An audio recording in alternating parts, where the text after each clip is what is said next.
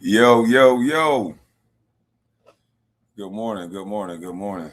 Boy, I tell you, it is all about who we like. And we must like some bullshit. It is definitely about who we like.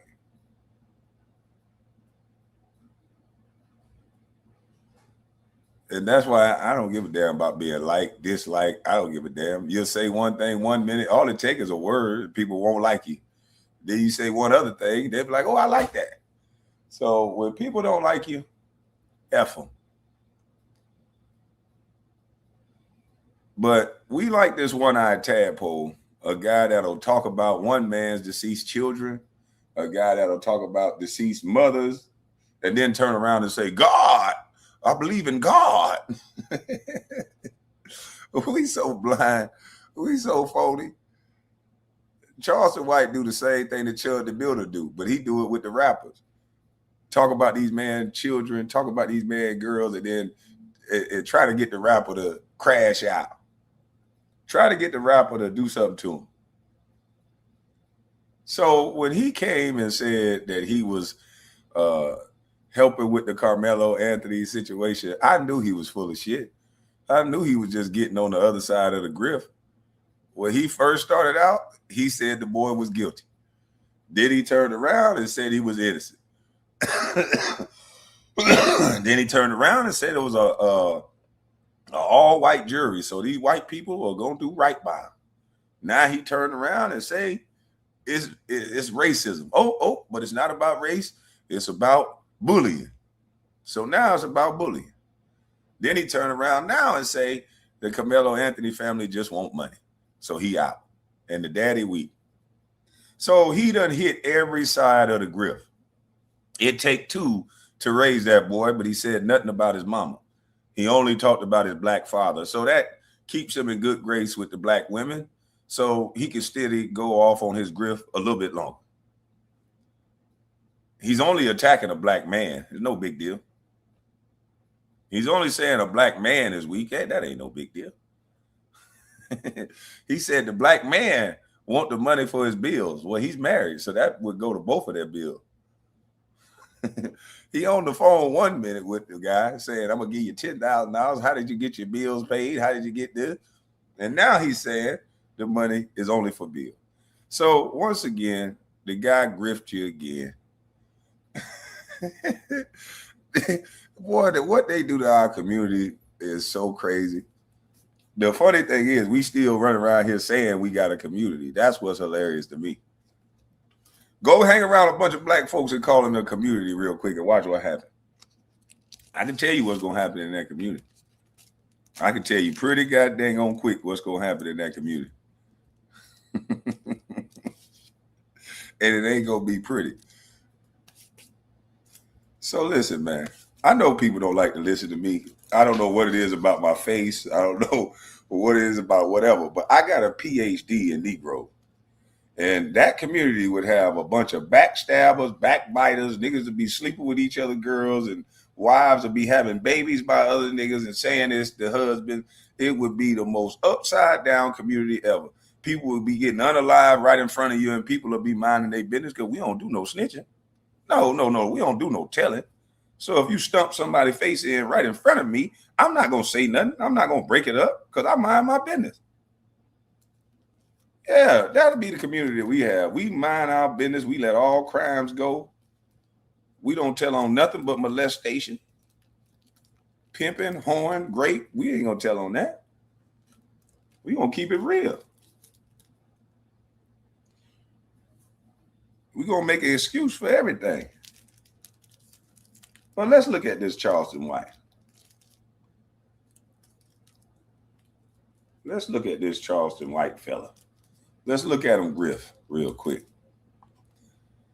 I found this video on Carlos King. He put together a bunch of videos of Charleston White talking about this case, and I thought they were quite hilarious. Karmelo Anthony's parents, Andrew Anthony and Kayla Hayes, sat down to break their silence and to let the world know how they're feeling as their son begins his 35-year sentence for murder. Despite what a jury found, his parents dispute their son ever wanted to kill Austin Metcalf. My son is no murder.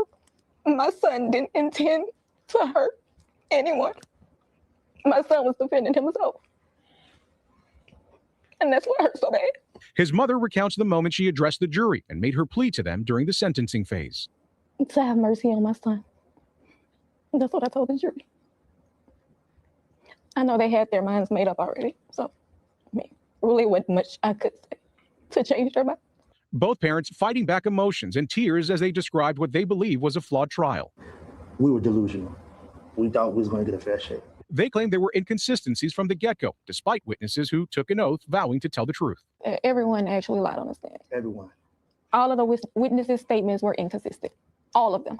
His father says the court of public opinion had made up their mind about his son long before the trial began. He was convicted when he walked out of the jail. If you look at the news, all that shit, he was already convicted. If you look at it, it was already done. It was no innocent until proven guilty. He was already guilty. He says the threats of violence against them continue. People want us dead. That's what. After they still got what they wanted. After they still got what they want, they still want us dead. I can see. You see, I go look at my phone. People want us dead. They want our family dead. And now they're preparing to appeal. They did a number on us. A judicial process they believe wronged them. We didn't get justice. A lot of things that were missed that should have been handled a certain way. However, we couldn't say anything. We did what was instructed. We was told. So we just did what we was told. Ken Molestina, CBS News Texas. Certain things about the father and shit, you know what I'm saying? I've seen certain things that y'all was saying that I can kind of understand. You know, he was letting the wife speak more than him. He wasn't just standing stiff and stern, but we don't know what he's going through and how he's processing this shit. So I don't ever want to kick anybody while they're down. But ultimately, I'm gonna let y'all see what Charleston White was saying to his father the other day. They was on the phone. He was letting people hear their conversation and shit like that. But as of now, he has retracted those statements. Basically, this is it. So you guys never had access to the 700,000. The lawyers got the 700,000, and you guys got nothing. So you couldn't fire the lawyers when we brought in Mitch Nolte, because halfway through, about 6-7 months ago, we tried to bring in Mitch Nolte and criminal defense mitigation specialist Shannon Ross, and your attorney advised you not to have a mitigation specialist, which could have brought up the Metcalf brothers' violent history. But because you didn't have a mitigating specialist to bring in the mitigating factors, no mitigating factors or circumstances were projected into this trial. I guarantee you we win hands down on appeal, so I'm putting the $75,000 up. I'm arranging interview money for you and your family to have at least $30,000 by Saturday so you can live, because they just shut down the account once the attorneys got the money, right? Mm-hmm. So you logged onto the account this morning, and now you no longer see anything because the attorneys have been paid, and you are now left on your own. Yes, sir. How did you get the medicine how did you get the money to get Karmelo's seizure medicine? My wife found an RX coupon. I guarantee I have $30,000 in your pocket by Saturday. I got $10,000 scheduled for you Friday. Now, he sounded so compassionate. How did you get the Caesar money? And then he said his wife did this. He said, I got $10,000 for you this day, and I got this and this and that for you. So he's already saying, he's already helping and aiding and abetting them getting money for other things outside of the courtroom. So watch what he say later on. He's already with the shit as far as offering up his services for things that are outside of the court appeal. Medicine don't have nothing to do with paying for the legal defense. But he's okay with talking about this. But wait till later. Just wait for it. I'll be in Dallas to Fort Worth, Texas Friday. I have $10,000 for you and your family Friday. Thank you so much. You didn't get justice, but you and your family got peace. Y'all got peace for a year. And that lady, Sarah Fields, say, homie. Hey, man, if you actually trying to help somebody, who does it like this? I wouldn't want no help from a son bitch that got a phone recording my conversation, telling the world how much he about to help me and give me. I wouldn't want to. That is so vain. This is so first character syndrome. I would have hung my goddamn phone up. I don't want no help from somebody like this. Everybody need help. Well, who the fuck want help from a person that's going to record the help that they give you? Don't nobody go up to homeless people and say, yeah, do you want this hamburger? Here you go. Here go a burger. I'm going to feed you. Here go $20. I'm going to take you to the crack house. Don't nobody do all that. You give them the money, let them do what they're going to do with it. They have free will and choice just like we do still. If they ready to get cleaned up, you take them somewhere to a shelter and see if they can help them clean them up. But you don't record what you do for people. Who does that? How in the fuck do people think this person is for people when everything is for you to think that he's a good person? Oh, I'm raising my kids. So what? They're your kids. The fuck are you talking about? We keep giving people in our community credit for doing shit that you're supposed to do. I'm telling you, I'm finna go, when I put gas in my truck, I got to start doing this main character syndrome shit. When I put gas in my truck, yay, I put gas in this motherfucker. I'm going to buy my daughter a sandwich. Yay, I'm a good parent. I bought my daughter a sandwich. Have we fallen that far that we want credit for every damn thing? I'm raising my kids. Yay. Who else supposed to raise your kids?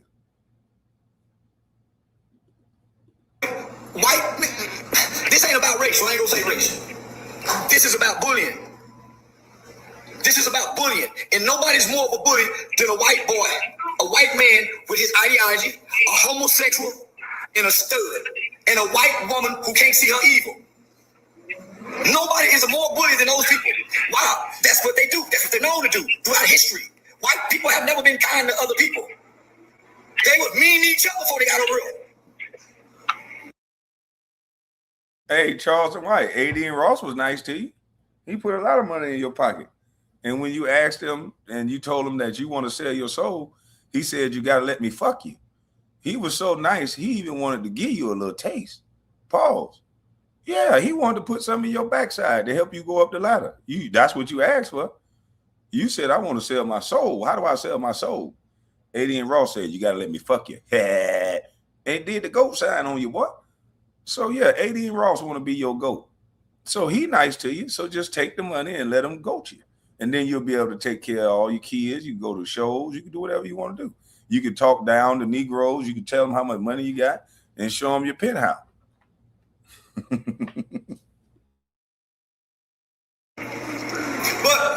all white people ain't bad. Why? I ain't never met a bunch of bad white people. So when I saw all white jewelry, I called you and told you, have no fear. White people ain't that bad. I had faith in that all white jewelry, didn't I? Didn't I listen? I feel horrible because I tried to strengthen your faith with my faith in white people. Homie, I told you, man, that white jewelry will do right by us. I told you that. The man claims that he believes in the Bible, but the Bible says don't put your faith in man. You put your faith in God. So he went and called somebody else with all that Negro Bible talk, and he told him, I believe in these white people, encouraging him and putting his faith in man. When I thought you're not supposed to do that. Maybe I'm wrong. You know, I didn't go to these colleges that he used as a brag to get people to believe the bullshit that he's saying. But, you know, all you got to do is get a college degree. All you got to do is get a resume, so to speak. People are just getting resumes together. They're going to certain colleges, joining certain groups. And then you can say any old dumbass thing out of your mouth once you join these certain groups and once you're around these certain people. Because when you're around people that are all like-minded, they're all going to believe in the same bullshit. All you got to do is throw one person around people that are all like-minded and never heard somebody say, you're full of shit. You'll watch how fast their conversations crumble. You'll watch how fast what they say don't make any goddamn sense. So the only thing they'll do is lash out at the person that don't agree, because these groups are destroying us. You're not supposed to be in groups of people that just believe every goddamn thing you say. You're not supposed to be in groups of people that we all just think alike. Through disagreement is where you find the most information, and it's healthy disagreement. But people today, I don't want to hear that. I don't want to be around that. So they just only hang around people that only say shit that they want to hear, feel good shit. They're not being challenged. They're not having to challenge the things that they think about and that they say, because it's one thing to say something. There's another thing to be challenged on what you say, and then you have to explain it. You have to show it in real life. There's a total difference. So that's why you see these people freaking out in the real world when you see somebody stand there boldly in front of them and say, no, you're wrong.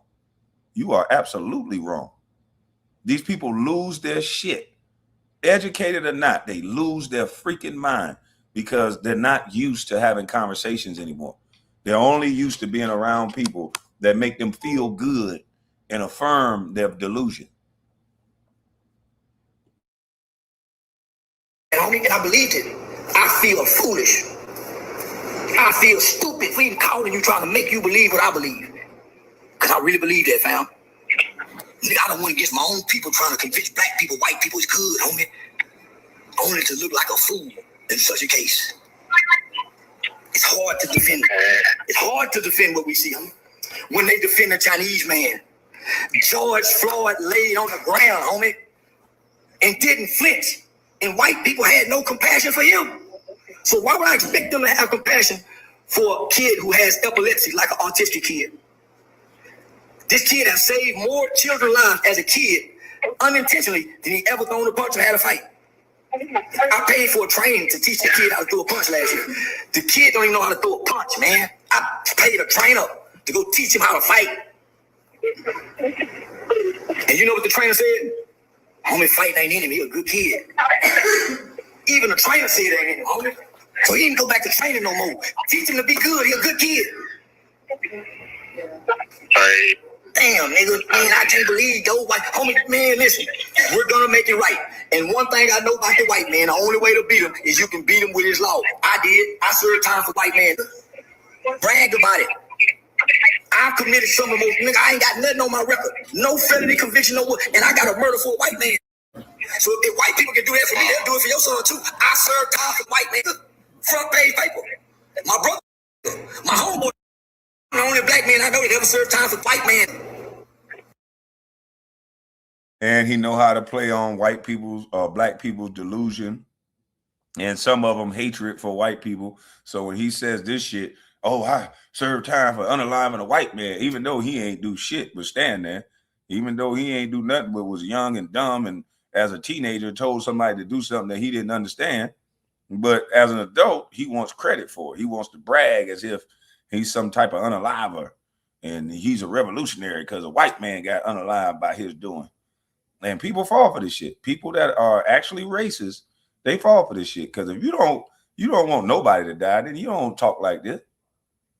You don't brag that you unalive somebody. This is stupid. But he knows how to get the young, dumb mind into saying, yeah, man, I unalived a white man. They be like, Charleston White, real. He unalived a white man. Even though this is stupid as fuck. If Charleston White go donate, he needs to donate for Karmelo. If Karmelo can have access to a phone, he should create his own Cash App and promote that. And he had epilepsy. He couldn't fight, or he could have passed. Well, he gonna have to fight now. There ain't nobody in jail gonna say, hey, that's not how criminals work. You don't think there's other people in that jail cell that have all sorts of problems? People who take advantages of people don't give a damn. They actually like it if you were handicapped or crippled or you can't fight back. The people in jail don't give a damn about you having no epilepsy. He can't fight, but he can plunge a knife. So he might be good. So he can make the conversation about himself instead of their son. Absolutely. That's the whole Grift. He made the whole conversation about himself. Salute to you, traveling class. Yeah, the whole conversation about himself. And if I had epilepsy and I knew I couldn't fight, then I'm going to avoid confrontation at all costs. I'm not going to be sitting there in a tent. I'm going to say, hey, look, man, it's just raining right now. I would have used the epilepsy then. Hey, look, bro, I got epilepsy. It's raining. I don't want to slip and fall. I don't want to slip and fall, bro. I got epilepsy. Now, if he would have been acting stupid after that, then we might got a problem. Or I'll say, you know what, man? Okay, cool, man. I'm going somewhere else. And then everybody can see that this guy's an asshole. But to say, no, I can't fight, but I can kill? Like, come on, man. Let's stop the press. Stood over and watched him die. That's a badge of honor to me. And white people can't take that from me. So during these times when I close. Oh, wow. Stood over him and watched him die. And that's a badge of honor to me. Is that what this fool just said? He said he stood over and watched the white man pass away. And that's a badge of honor to him. And then in his next video that he'll make today, he'll be talking about God. Boy, these people are unbelievable. The only black man I know that ever served time for white man stood over and watched him die. That's a badge of honor to me. And white people can't take that from me. So during these times when I close my eyes, my heart smiles. Because I've done something I know they wish I was dead for. They can't take that from me. And guess what? Your boy got the same thing when he lay in the bed and smile and feel weak. He can feel strong and his nature kicked in when he was afraid and scared.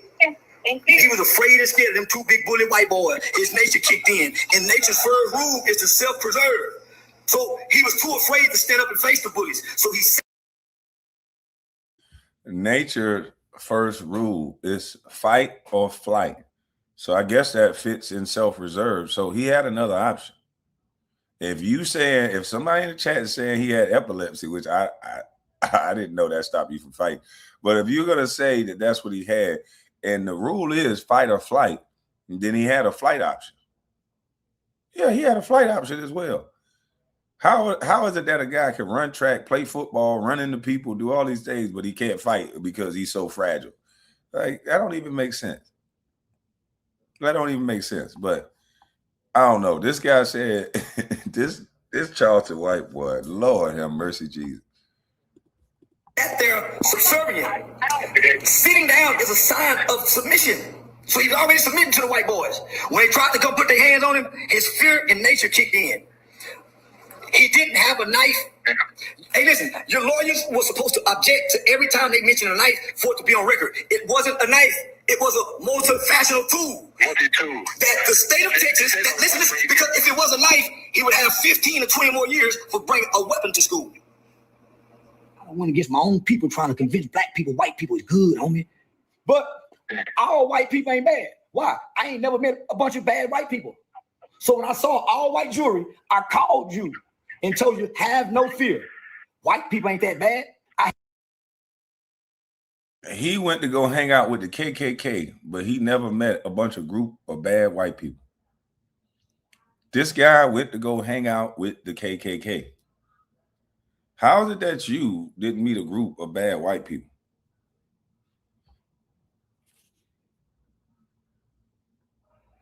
I'm confused on how you're not. Never mind. He never seen a bunch of bad white people, even though he went to go to the KKK. It's cool. I had faith in that all white jewelry, didn't I? Didn't I? Man, listen, I feel horrible because I tried to strengthen your faith with my faith in white people, homie. I told you, man, that white jewelry go do right by us. I told you that, homie, and I believed it. I feel foolish. I feel stupid for even calling you, trying to make you believe what I believe. Because I really believe that, fam. Nigga, I don't win against my own people trying to convince black people white people is good, homie. Only to look like a fool in such a case. It's hard to defend. It's hard to defend what we see, homie. When they defend the Chinese man, George Floyd laid on the ground, homie, and didn't flinch. And white people had no compassion for him. So why would I expect them to have compassion for a kid who has epilepsy, like an autistic kid? This kid has saved more children's lives as a kid unintentionally than he ever thrown a punch and had a fight. All right, now that y'all can hear some of the conversation, I will try to find more clips and add it to another video once he speaks again, because I already know he gonna say some more shit about it because too many people coming at him and he wants people to. Oh, he definitely gonna say some more shit about it. And this is Carlos King right here. He's definitely gonna say some more shit about it, and he gonna bring up God in it this time, probably. Forgive me. I was in my feelings, I was in my emotions, and I was in my own ideology at that moment. And with that being said, I want to talk to the father, not the mother.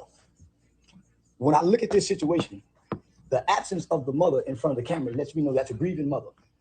And I want to tell you, Mr. Metcalf, I have no quarrels with you, sir. Mr. Metcalf, I have no quarrels with you, sir. And I want to tell you, Mr. Metcalf, I have no quarrels with you, sir. He was on both sides of the grift. I have no problem with you, sir. 1 minute, 1 minute he just had beef with Metcalf, said the father was a horrible father, said the father beat the mother, said the kid broke his daddy's jaw or broke his daddy's nose or something, said all kind of stuff about the guy. Then he responds to Charleston White. Next day, you know, he apologized. I got no problem with you, sir. I got no problem with you, sir. You're going to start the problem with a person you don't know. He respond back to you. Now you don't got a problem. Because you know you got to look a certain way to that good white man. Ticket TV was explaining the conditions of epilepsy yesterday. We need that video of the incident to come out, Kwame, to see all parameters of it. I know plenty of dudes with epilepsy, and they will put paws all over you. And if you have epilepsy, you know you got epilepsy, right? So you either fight or you flight. If I got epilepsy, I got an ailment, I'm turning down all phase. I'm leaving. You have to punch me in the back of the head. I done been wet before in the rain. If I got epilepsy, I got two big, tall white boys gonna kick my ass. If that's what I believe, then why don't I just leave and we'll catch it on the back end? I'll get somebody to jump them for me or something. If I got epilepsy, you saying he can't fight? Like, that don't even make sense. So he's in prison now. Is he gonna have a sign on his chest and say, I got epilepsy, don't hit me? No, when he go to that store call, somebody gonna be on his ass. And epilepsy or not, he gonna have to figure something out.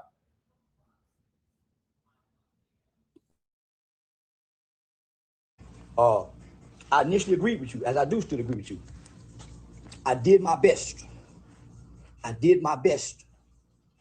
heard you say it, and I made a call without hearing you say it. This is not about race. You have every right to be angry. You have every right to hate. And I'm telling black people, nobody have a right to be mad at you.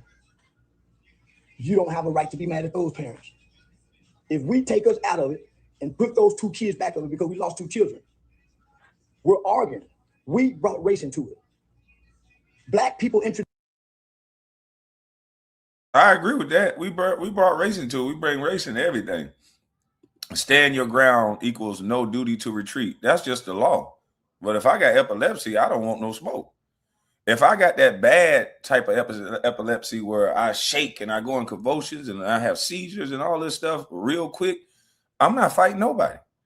Anytime somebody want to fight, I'm gone. I'm trying to de-escalate. I'm not going to say something like put your hands on me or whatever else. I'm de-escalating like a motherfucker. Yeah, I'm de-escalating.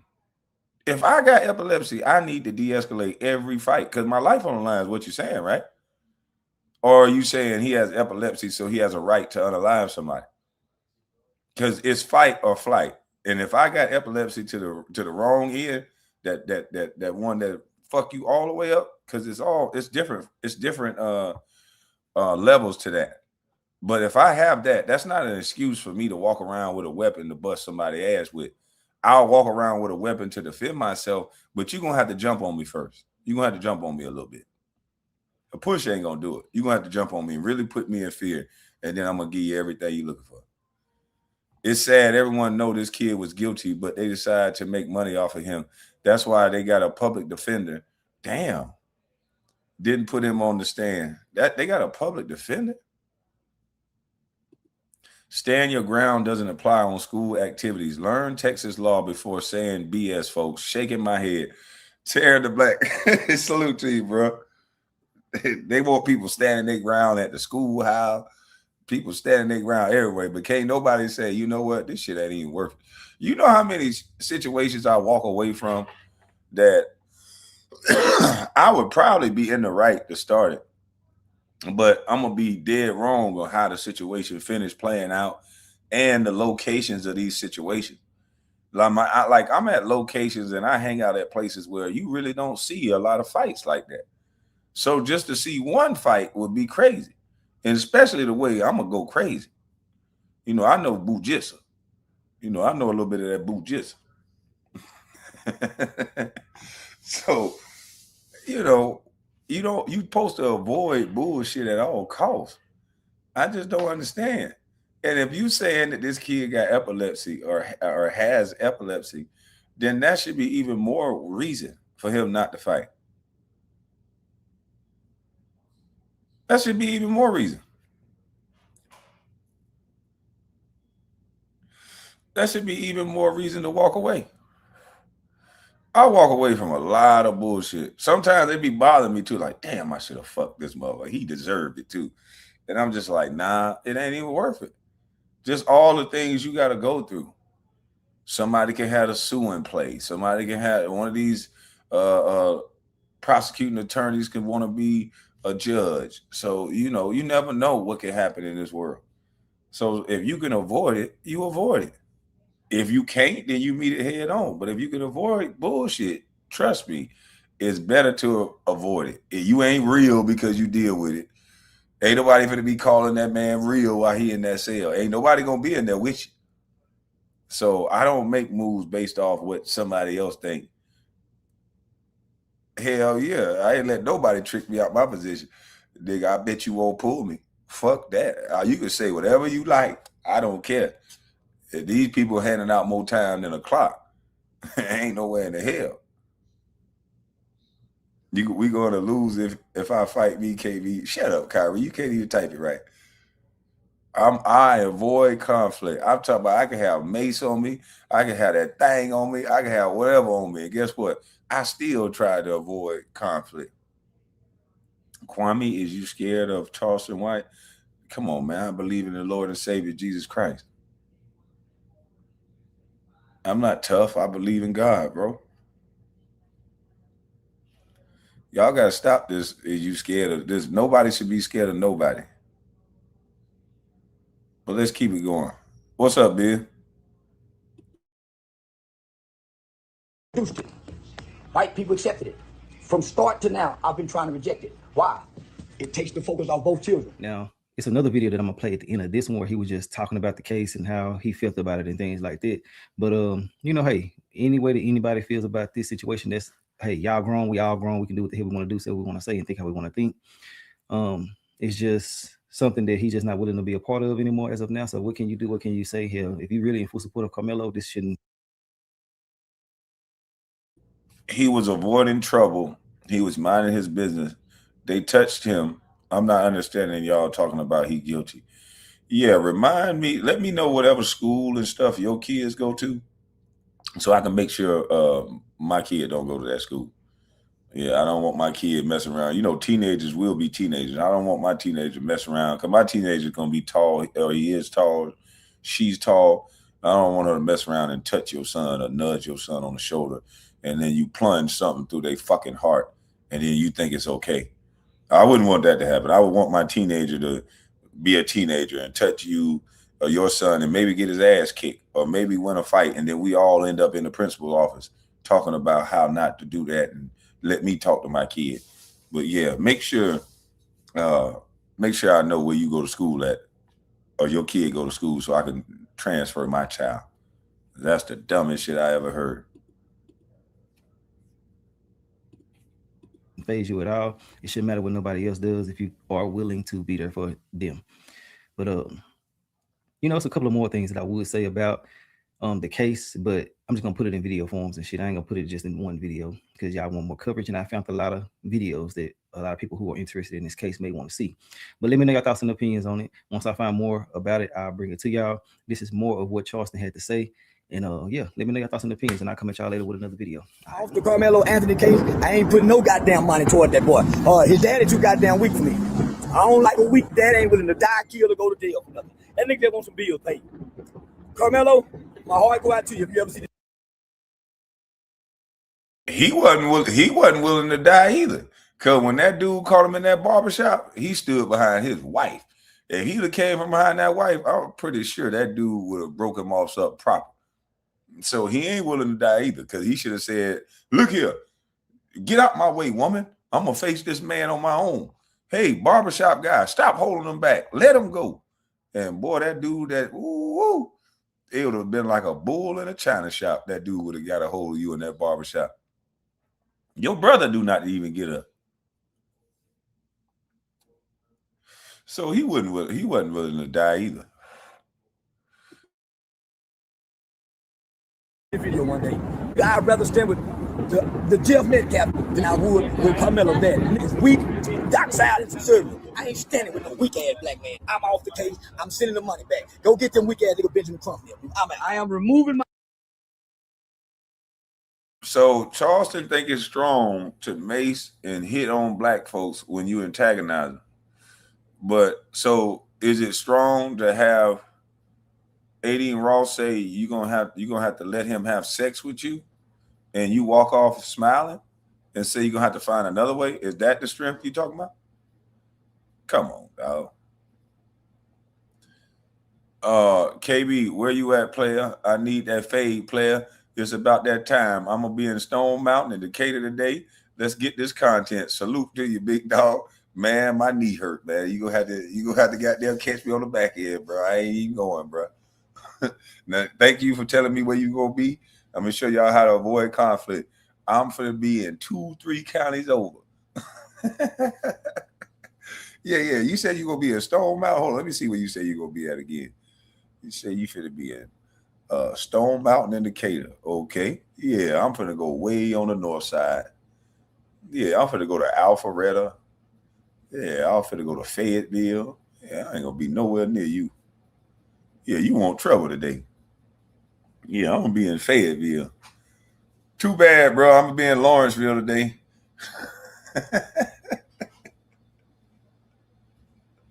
I'm gonna be in Decatur. Yeah, I can't fuck. I'll be out there in Decatur, nigga. Stand your ground. You have an imminent threat on your life. Either you're justified to use force or you're not. A push is not a good reason to unalive. Read the law before you get jammed up and do 1,000 years. I'm trying to tell you. They sit up here talking about he got touched, so he get to do that. No. That's why the first thing I said, he probably gonna get manslaughter, because I know you can't. That doesn't meet force. Even in the streets, that ain't gonna meet force. Somebody walk up to me and push me, I just get to unalive them. That definitely won't work for me, because I'm bigger than most people that would probably push me.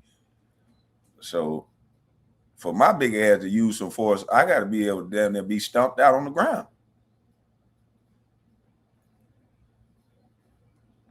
Yeah, I'm gonna have to get it out right before I'm almost knocked out and say, look, if you'd have kicked me one more time, I would have been unconscious. So I was scared for my life. So I got the one shot off before he kicked me the last time in my mouth. I already lost 4 teeth. I got 3 broken ribs. Like, damn, what do y'all think y'all can do to people just for touching you? We done brought this hood mentality everywhere. Because you know what? I done seen a motherfucker shoot at somebody right outside the club for stepping on his shoe.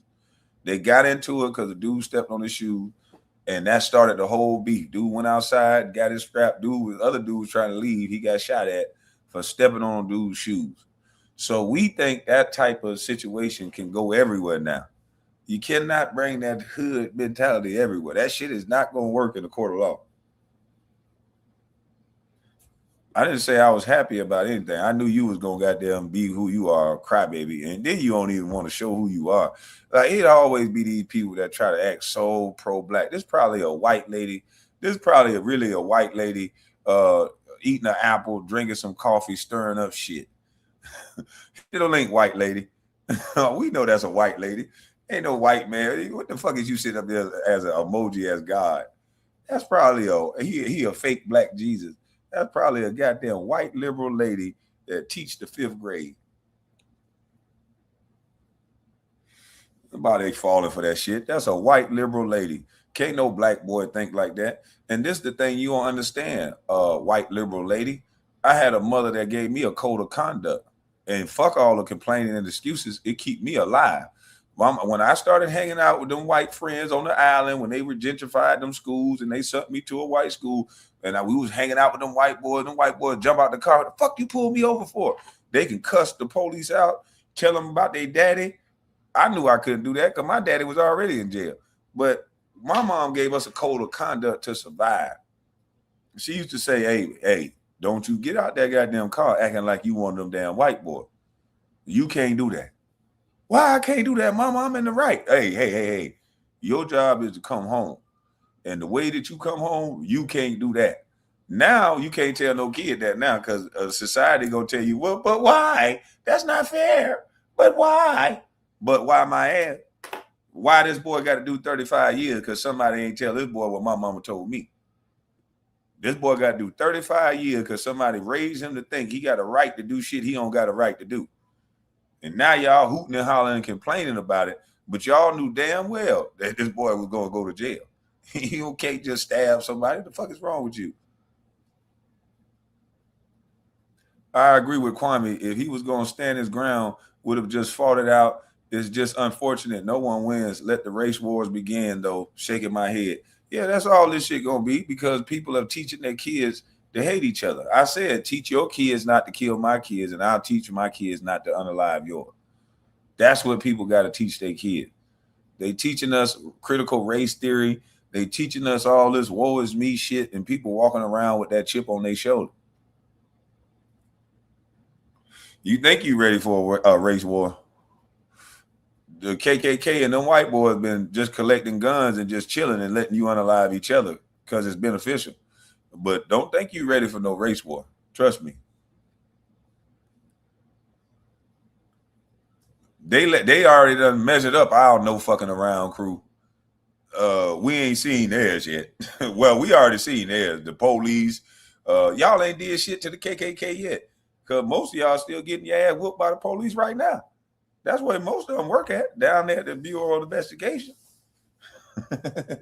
Shit. The KKK got smart. They started moving into jobs they can still hold you down. They started moving into jobs that can still hold you down. Hold on, y'all. Let me play a little bit more of this video. Myself from the Karmelo Anthony's case. I am no longer involved with the family. And here's why. I was starting to feel like I was being used for my influence and my connections and resources.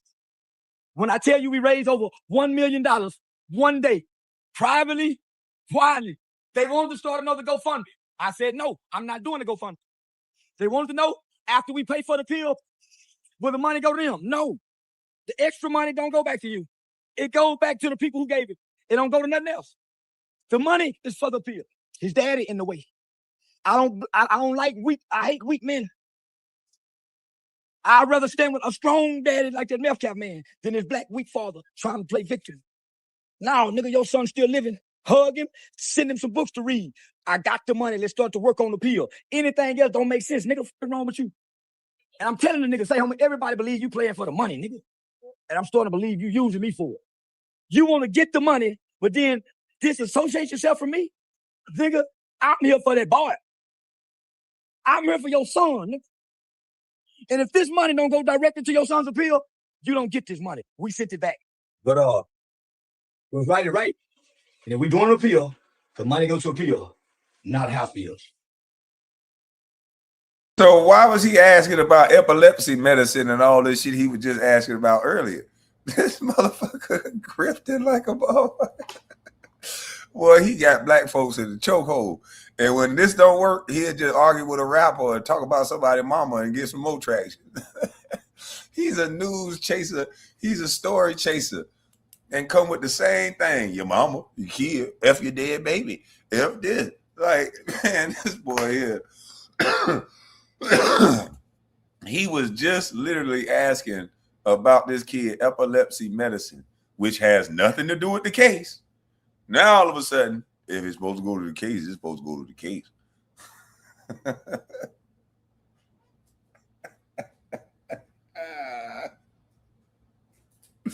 I mean, the real undercover triple Ks is the real ones in the street anyway. Yeah. Man, this nigga. And then somebody be like, that's our uncle right there. That's our uncle. That's because you're used to abuse. I don't want no uncle like that. I don't want no motherfucking uncle like that. Yeah, I want an uncle that'll let me hold the car when, you know, when I'm trying to pick up my little girlfriend. Give me $20 to get to the movie. Yeah, I need that type of uncle. I need an uncle that'll, you know, remind me of the pitfalls of jail and the pitfalls of getting a woman pregnant. But, you know, he still let me go because it's still free will and a choice. You know, I don't need this type of uncle. A nigga that'll cuss out my deceased relative. Nah, hell no. An uncle that now looking like he Pooh Shiesty. This is an old ass 50-year-old Pooh Shiesty looking uncle. Why do people say he was jumped on the body cam? Mello said he put his hands on me. He never said they. That's true. That is true. Man, I'm talking about we got a poo shiesty ass old. Let me put this up for a second.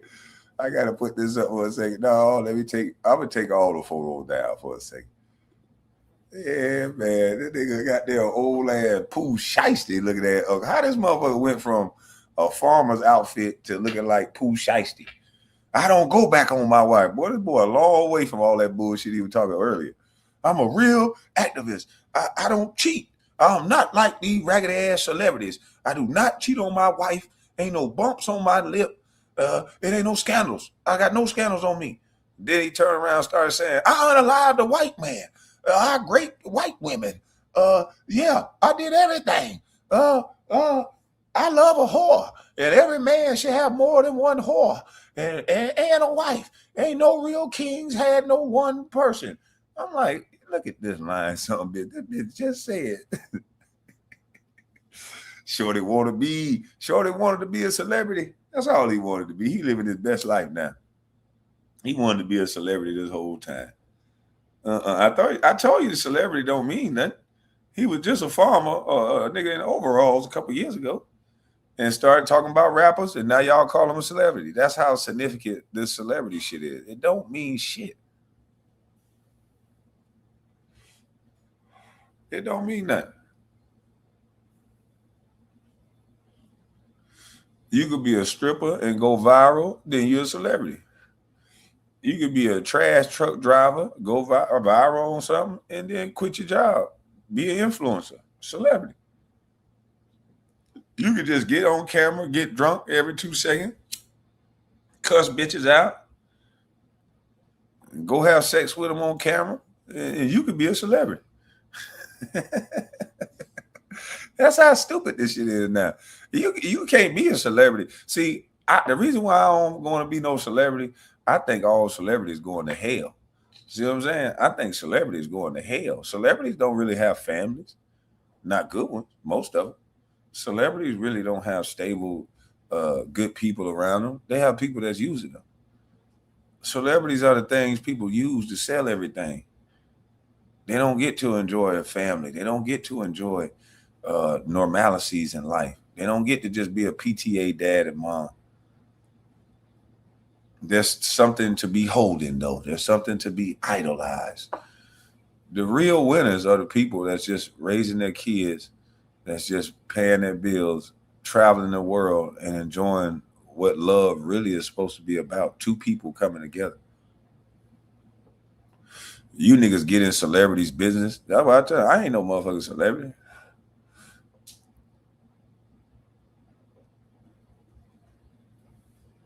No, I'm not no celebrity. Hell no. I live like a regular man. And some people don't like me because of it. I get it from both ends. Celebrities don't like me because they be like, who the fuck you think you is? And then I don't fit in with the quote unquote regular guys because they feel like I am a celebrity. So, I just be out here chilling.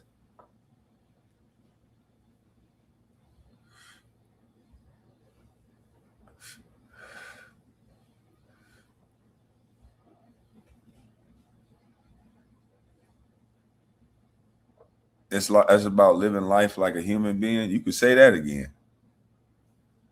Because these people don't know these people don't know what's real and what's fake.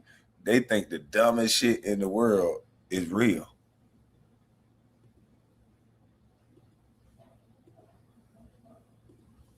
But let's let the 50-year-old Pooh Shiesty back up real quick. Hey, OG, don't you start that shit, man. I said both sides. If I didn't say both sides, I meant both sides. Don't start that shit, OG. Yeah, I ain't real enough to be in the hood around real people. And I damn sure ain't white, so I don't fit in nowhere.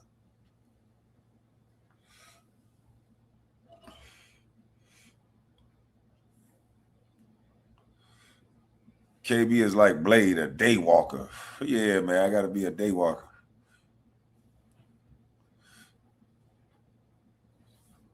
And the women that I know or meet, they want to go to these parties. They want to go to this celebrity shit, and I don't want to go.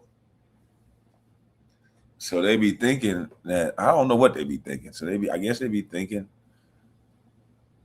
that maybe I can't go. I don't know what it is. I just know what's there.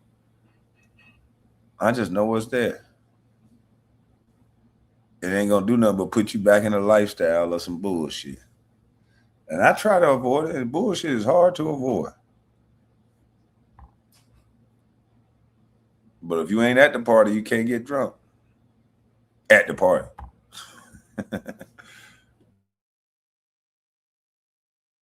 I have to. And let's stop right there, boys and girls.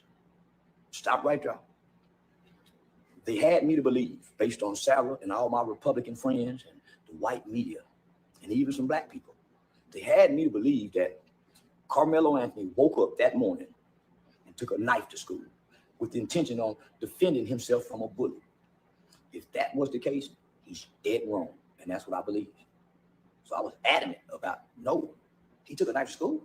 That's premeditated. You cannot be in fear and in danger and not tell nobody and take a weapon with the anticipation of hurting. You can't do that.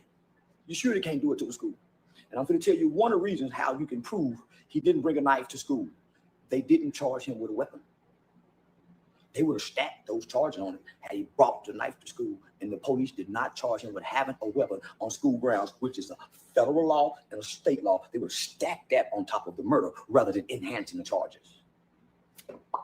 Come on, Sarah. I went to Texas Wesleyan now. Dr. Greg Goulion and Dr. Linton. I made the dean's list now. This is document. I made the dean's list. I was going to law. Look at me. I made the dean's list. It's about me. We helping these kids, but look at me. Man, come on, man. Jesus. Oh, boy. Before I started my youth organization, creating youth programs and curriculums to help teach inside the Texas Juvenile Justice Department. And by the way, Sarah, I used to also teach and train the United States Department of Homeland Security Human Trafficking Division at Eastfield Police Training Academy by way of Special Agent Keith Owens, who now is an adjunct professor at UTA. I used to teach that for the Homeland Security. It's all documented, but it's not about me. It's not about me, Sarah. It's not about me. So listen to me. After all that, it's not about me. It's not about me, Sarah.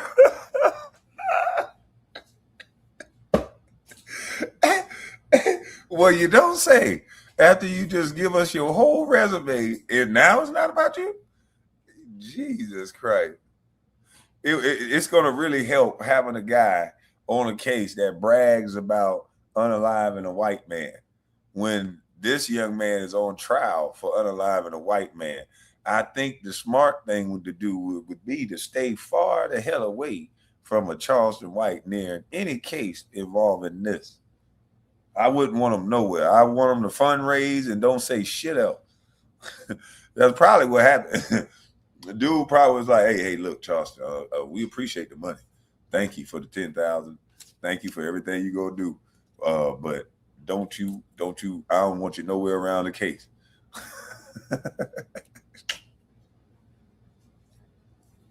That's probably what happened.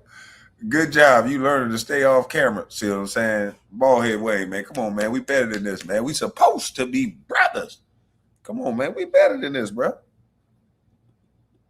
We better than this, man. He's about that's exactly what happened. Yeah, that's why he up here hollering and whining. Hey, ain't nowhere in the world somebody this stupid. First of all, you recorded the conversation. So now everybody already know you involved. And that's one thing. The first thing I would have said to him, hey, man, why the fuck you recorded it? I don't want nobody to know I'm even talking to you.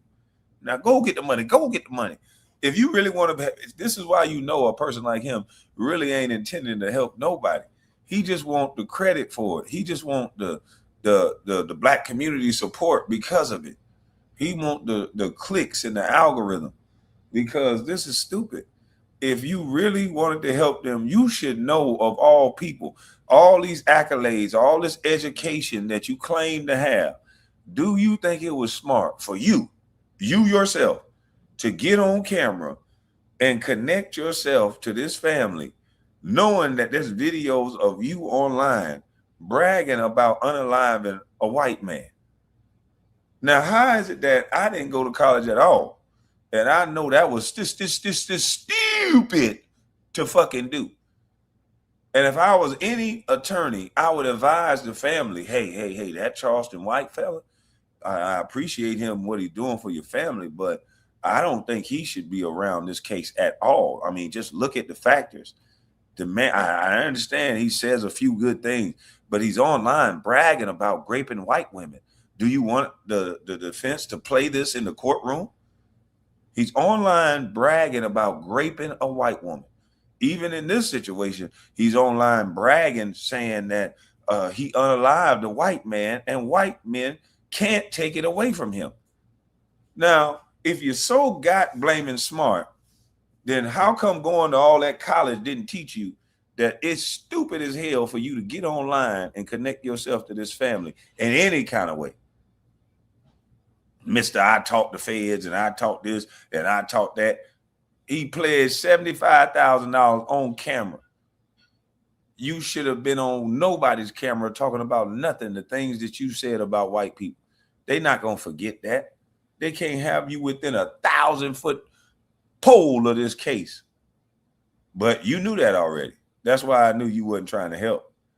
The moment he got online talking about this case, I said, this nigga full of shit. He grifted again. He full of it. Because he got all this education, so I know he know what I know. I know he know that he can't be a part of the case and should not feel no way offended by it. You know what the hell you said out your mouth. Be an adult about it. You know the things that you done said. You can't be a part of nobody's case, period. You was a mitigation specialist. You was a this. That shit is over.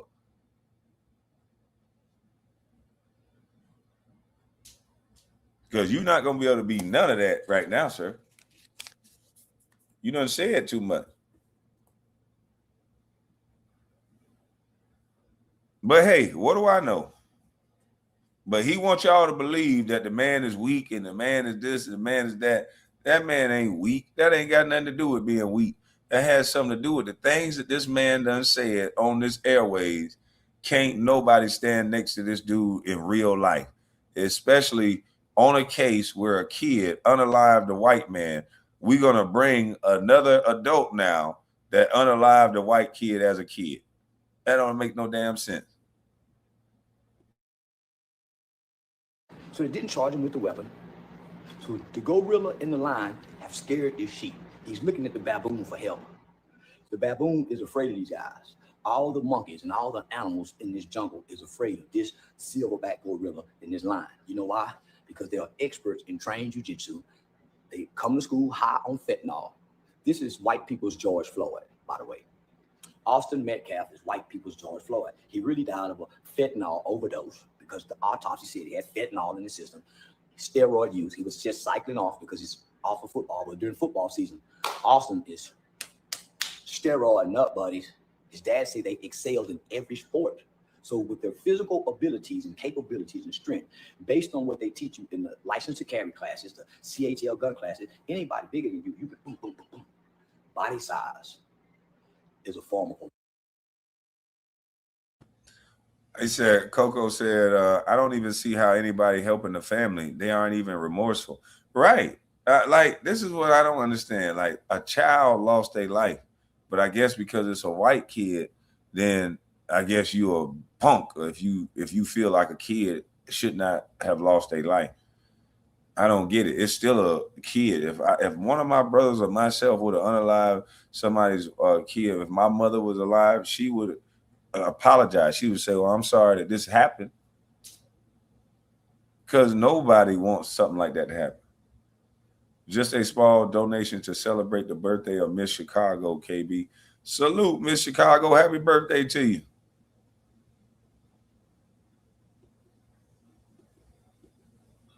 Like, no remorse at all for the family. None. You can at least say, look, we apologize on behalf of our son. It's an unfortunate situation that none of us wanted to have happen. As a man, if I was up there with my wife, I wouldn't have just been sitting there rubbing her back. I would have said that. As a man, I know that a father lost a son. because he's about to lose his son for 35 years. So I'd have showed some compassion for that. Yeah, happy birthday, Miss Chicago. Happy birthday to you. I would sing it to you, but I gotta get me some water. But that's crazy that at least you can't show as a parent, as a father, as a mother, not one time that you sat there and said, you know, somebody lost their life. So although we gonna fight for our son's life, we apologize for the loss of your son's life. What's wrong with saying that? But no, now we got a bunch of Republicans and white folks that, you know, already want to fan the flames of a racial divide. We got these conservative guys now that want to fan the flames of a racial divide. So they're just picking out videos of black folks reacting in a bad way to this situation. And they're playing them, acting like that's what black people think. I think you're doing a disservice to yourself by doing that as well. Some of these conservative platforms, I think you're doing a disservice to yourself by doing that, because not everybody thinks that way. Some people are balanced, and to depict everybody as somebody that just want to go harm people or do something stupid, I think that's crazy.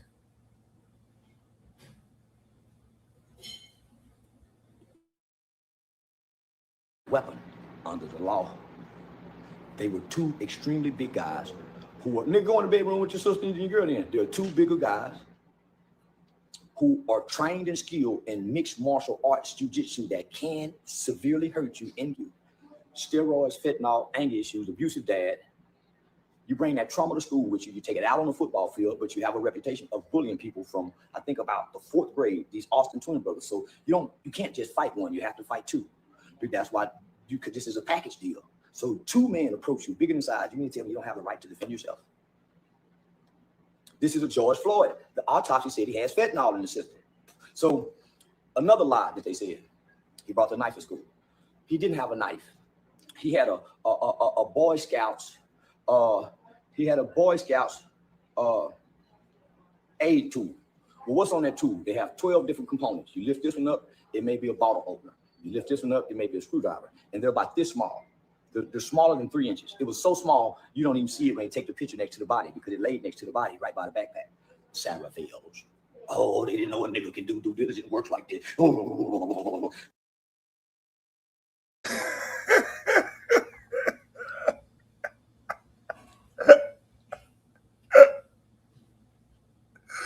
Oh, shit. Did this nigga just start shaking? Did this nigga just start twerking, man? Oh, man. The media keeps saying the young dude had a knife when it was actually a cleat sharpener, bro. Well, some people are saying it's a cleat sharpener. Some people saying it's a knife. They hadn't objected to it one time in the courtroom when they said it was a knife. So that would mean that attorney did a horrible job. But either way it go, Philly Fighter, he used it as a weapon. So they're gonna get him either way. I thought it would be a manslaughter charge. I never thought he was gonna walk free of nothing. I just thought that they were gonna reduce it to a manslaughter. But salute to you, Philly Fighter. Yeah, I would have took a plea on that shit. We taking a plea, baby. What's the best I can get? I ain't never been in no trouble. Let's get the mitigating factors out there. I'm a little old Negro. I ain't never been in no trouble. Let's negotiate this goddamn plea deal and dumb this shit down to 2 years and some probation time, and I owe a fine or something. I ain't mean to do it. Shit.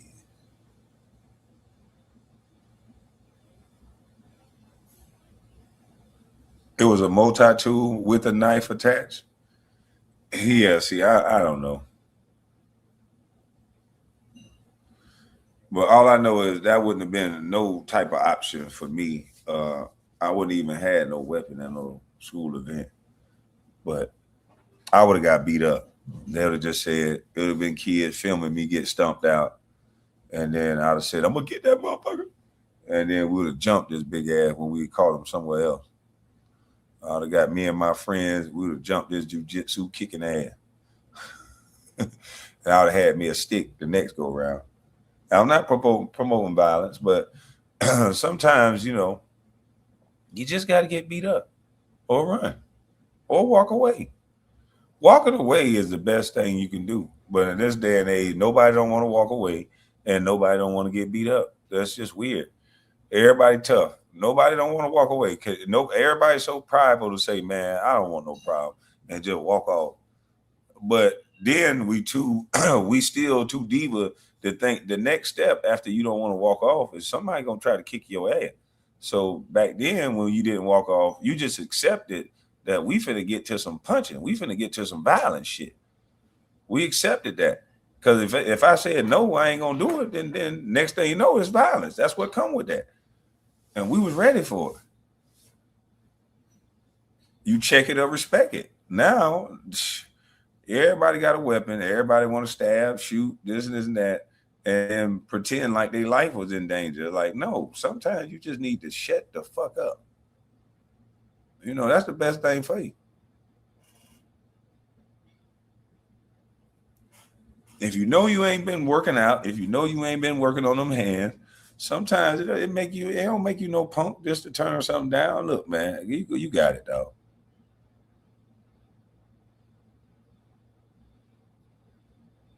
I'm out.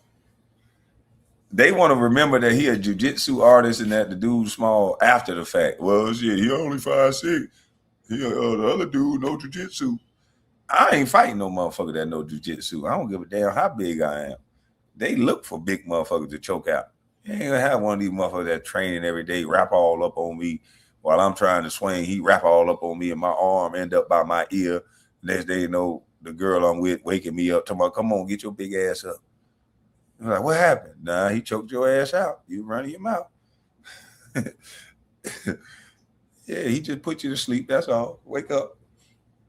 Wake up, nigga. Yeah. So especially if he warned me, hey, look, bro, I know jiu-jitsu. I ain't finna sit out there and say, nigga, fuck you, nigga. I don't care nothing about all that. I fade all bar none. I ain't finna do all that. I'm from such and such. Cause where I'm from ain't gonna mean a hill of beans with this motherfucker choking me. It ain't gonna mean a hill of beans with this motherfucker choking me. I just hope my girl ain't see my bad side as I'm getting choked the fuck out. Some of y'all niggas just need to know when to shut the hell up. It's always a man out there. He got it. You got this one. There's no problem. You can't win them all. You are absolutely right. But bringing a knife kind of sounds intent. But a cleat sharpener says something different. And you're right. It should have been a manslaughter charge. Yeah, I think it should have been a manslaughter. I definitely think it should be a manslaughter charge. But man, I'm for real, man. You know, she ain't gonna have to cry because it ain't gonna be no motherfucking fight. Shit, I know when to shut the hell up. Shit, I learned a long time ago when to shut the hell up.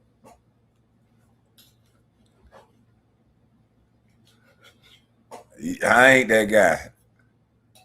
Hey man, listen, man, I don't want to hurt you. I know I'm like Bruce Leroy. Man, I don't give a fuck about all that. What's up, Bruce Leroy? I'm a real one. They get choked out. I'm gonna say, all right, now go on with that bullshit then. Go on with that bullshit then, bro. You got it. They didn't know what nigga can do with due diligence. I went to Texas Western. They taught me how to research. They taught me how to go into the law. They didn't know what nigga knows. Oh, they didn't know what nigga can do. Due diligence works like this. Oh. This motherfucker turned into a stripper. This motherfucker turned into a damn stripper, man. Shaking and convulsive, man. What the hell is wrong with this dude, man? First character syndrome. It's about somebody else, but he always bring it back to him. Smaller than 3 inches. It was so small, you don't even see it when they take the picture next to the body because it laid next to the body right by the backpack. Center of veils. Oh, they didn't know a nigga can do due diligence. It works like this. Oh, they didn't know a nigga can do a due diligence. I went to Texas Western. They taught me how to. That nigga started Harlem shaking. Shake it, honey. Shake it, honey. That nigga Harlem shaking and shit. What the hell? He told, what the fuck is he smoking? Man, he's smoking that ill killer. Research. They taught me how to go into the library database and pull up other articles and things like that and go get the court pay. I know how to do what you do, Sarah. I just play an ignorant nigga online because it pays much more than what you make. I get 10,000 interviews, so I pay a crazy nigga online. Then I come offline and be a great dad. See, my daughter just walked by right there. So my daughter just graduated high school last year. She's waiting to go to college. So while she's waiting to go to college, I put her in Paul Mitchell Beauty School. She just graduated that the other day. So while she waits.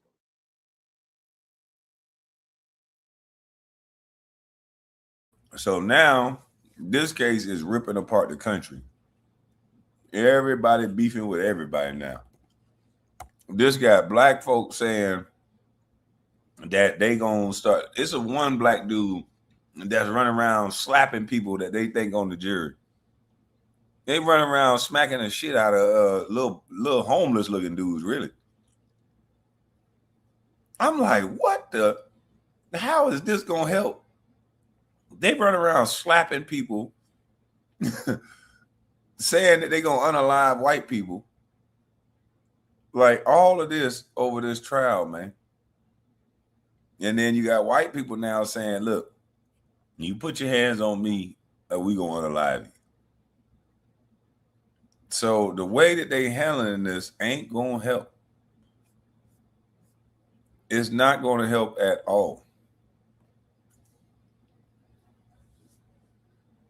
They did what?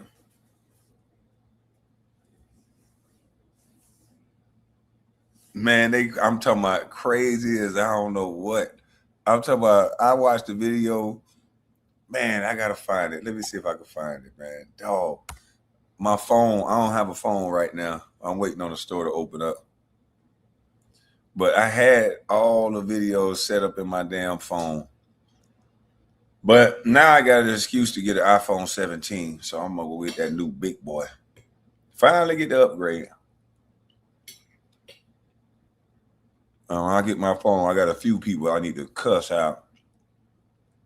I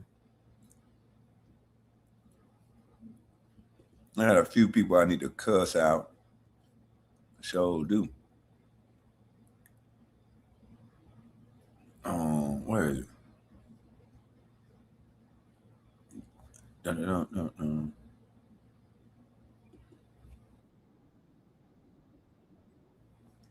All right, I want to show y'all something some of these people saying. I'm not beefing, Kwame. I'm doing 7 to 10 at the data center.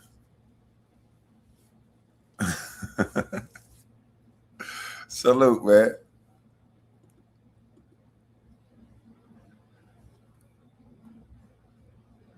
Yeah, man, I'm getting the 17 Pro Max now, man. I don't know what the hell happened to my phone. It won't turn on. Then at first I heard it. Then now it won't do nothing. So I don't know what's going on with it. I put a screen on it that wasn't an Apple product. Ever since then, it's been fucked up. So I got a new phone. I'm finna get it at 10 p.m. a.m. I'm talking about 10 p.m. Listen to how the world is being divided, black and white. It's not just white. Listen to this young lady. Stabbed another 17-year-old at a track meet because of a seat during a rain delay. I didn't have to mention race because race should not matter. The person who stabbed the other person is what should matter. That is what should be talked about. They could be in prison. 36 years is nothing. He should be in prison for the rest of his life. If anything, he should be dead. But because he's black, we somehow want to prove that he's innocent, that what the judge is doing, what the court has done is injustice. That's not right. That's another George Floyd moment. If it was two white guys, if the white guy stabbed another white guy, automatically be like, oh, 36 years is nothing. It should be more because he's white. Race should not matter on what happens to someone. Because he's black, it should not be different with a white person. The white person and the black person, it should be equal. The crime should be equal. He's a And then y'all want to post all these videos of, oh, but he was so sweet to his family. Look how nice he is. This is the side that you don't see of Anthony. Well, what about the side of him killing Austin? What about the side of him having a weapon, feeling threatened, I guess, over someone who was weaponless at a high school track meet? What about that side? What about him being what about that side? Why are we caring so much about the person who Austin? And I've been looking at a lot of these videos, and it seems like a lot of these young ladies that are well-spoken, seem to be smart, college-educated Black women. They not with Anthony at all. They're not with Karmelo at all. So I thought that was interesting. I'm like, shit. Than having justice for Austin. And let me answer it. It's because he's Black that we don't care so much. It's because Democrats, liberals, rappers like Cardi B, just because he's Black, he's more deserving. The crime should be less. Like, oh my gosh, how do we live in a society that we think that? It's horrible. Oh my gosh, it's so bad. She's absolutely right. And in 2026, that this is where we are in the United States of America is honestly just unfathomable. I mean, there is somebody out there doing everything that they can to keep us at odds with each other. And it's really sad, man. It really is. Hit the like button, share the video, subscribe to the channel. Let this be a lesson to us, especially to teach our young Black boys, because we have definitely seen this in our community where the slightest of things. Y'all, who is this? Who is this lady? Oh, it says the official Jemele Hill. This is Jemele Hill? Damn, she looked different. Has touched off something that can't be reversed. So we need to be having conversation with our young Black boys about emotional regulation and decision-making and discernment and wisdom. And those are not easy conversations to have in a world that sees them the way that they do, but we have to have them to save them, to preserve them. We have to have them. Real quick before we continue, let me ask you a question. How would you feel if companies you've never heard of were making money by selling your personal information? Because that's not it. Or it helps like keeps monitoring, featuring 24 information, vulnerableforce.com. This might not because I could say that I agree with in reference to Jemele Hill, but it's not because of the way people see Black folks. It's just that if you behave yourself in a respectful, emotionally regulated way, the likelihood of you having problems with folks is slim to none. The likelihood of you finding yourself in the situation that Karmelo and so many other young brothers are in because of, you know, a moment that they. A lot of these kids are in these moments because as boys, we gonna talk shit. I was a shit talking young man. And I had a bunch of brothers too, so that just backed up my shit talking. But it wasn't until, like I said, every young boy has to have a man around to do this one thing that every boy needs at one point. If you're going to talk shit, you're going to have to be prepared to back up the stuff that you talk. So my brother realized that one day, and he said, you know what? You talking too much shit to people and wanting other people to deal with it for you. You talking too much shit. So he sanctioned the one-on-one fight. If you're going to talk about it, you're going to be about it. And in that moment, I learned a valuable lesson. If you're going to talk about it, you better be ready to be about it. If you're going to talk it, you better be willing to walk it. So I learned that there's different stages in life. There's different people in life. Everybody not going just because you got a bad attitude. Everybody not going for your shit. Everybody's not scared of you. No, some people are gonna stand up to you, and they're gonna be some ass whoopers out here in the world that they train to whoop ass. And if your boy hadn't learned that, he's gonna come around everybody thinking that he can say and do whatever, and then when it's time to get that tater tap, he go to the extreme measures because he never had a man teach him that there's times where you're wrong. There's times to where you need that ass whooping to bring you to an understanding that you need. You can't just go around fucking with people. And a lot of these young boys that are growing up in households with just women, and they're hearing their mama talk shit all day and nobody kicking her ass, and nobody should. But he's a young man. If a young man talks shit, there's a high likelihood he's going to get his ass kicked or worse.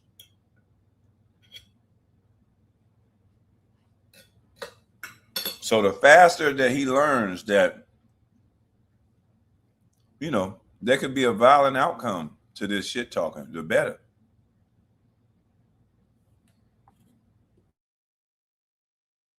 Couldn't handle themselves. And they escalated something in a way that it didn't really need to be escalated. We see it all the time in the hood. All the time. Black people, go home. Okay? He's guilty. Go home. All right? Ain't no need you getting in trouble, okay? And going to jail too. Go home. This is not the time to protest. This is not the time to riot. This is not the time to act a fool, okay? This is not the time, okay? The time to do all of that was y'all could have prevented all of this. You know what I'm saying? Y'all never have this much energy for anything in the Black community unless it includes somebody else of another race. Never, okay? Like Black people kill Black people every single day. I'm talking about smoking, and y'all post videos, y'all laugh, y'all like, oh, he was this and he was, nigga, you can't tell the truth no more in the Black community. You considered a snitch. They write rap songs about it. Oh, yeah. You know what I'm saying? Y'all probably mad. You talking about you can't even tell the truth in the Black community no more. You considered a snitch. That is true. That's what's crazy to me. You got people that ain't never been to the street in a day in their life, and somehow they done trick college women, regular Black guys that ain't never been in the street to talk and act like straight people. They'll be the ones that commit the crime. They be the ones that listen to the music the hardest. We starting to learn that this music is toxic. They love this shit. And some of these kids live by it. That Sean Gatlin boy, whatever he was, that boy done been to Paris, Switzerland, all over the world. By 20 years old. But he still end up wanting to be a street thug. Shorty want to be a thug. Everybody follows the streets. Not everybody. I'm the first nigga to say I'm a sidewalk nigga. When there's cracks in the sidewalk. Shit. Ain't no need for me to be in the streets. My mama taught me to cross the street. She ain't told me to play in the streets.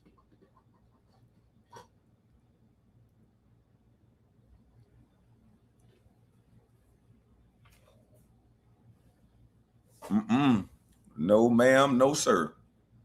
But she ain't lying with the mentality of most people thinking that they street if they don't call the police, because I don't get it. I had a conversation with a young lady. She's a teacher. I ain't gonna say what she really do, but she's a teacher, so to speak. And she was like, "No, we ain't calling the cops growing up." And I'm like, "Damn, was your parents a part of the street?" She was like, "Nah, we was taught just not to talk to the police." So it's a crime in your neighborhood. Your neighbor getting fucked up, and you let it happen. So you know that bring more crime to your neighborhood. That actually, this is why we don't have neighborhoods, because everybody's living by a street code. So if you live by said street code and your neighbor could get effed up on your watch, then people know, they send a back call out. Hey, shit, we can just come over here and do whatever we want to do over here. And that's why the communities get done the way they get done. That's why they know better to go to a certain white neighborhood. There's a neighborhood in every city that all the criminals know better than fuck around with. I don't care if you from New Orleans. I don't care if you from Memphis. I don't care where you're from. You can live beautifully in Memphis in this neighborhood that I'm talking about. Them Negroes know better than to go over there shooting where they at. They know better. In DC, they know better than to go to certain areas in DC. Maybe not in the city, but definitely in Virginia. Ain't nobody going out to McLean fucking around. They gonna put you under the jail.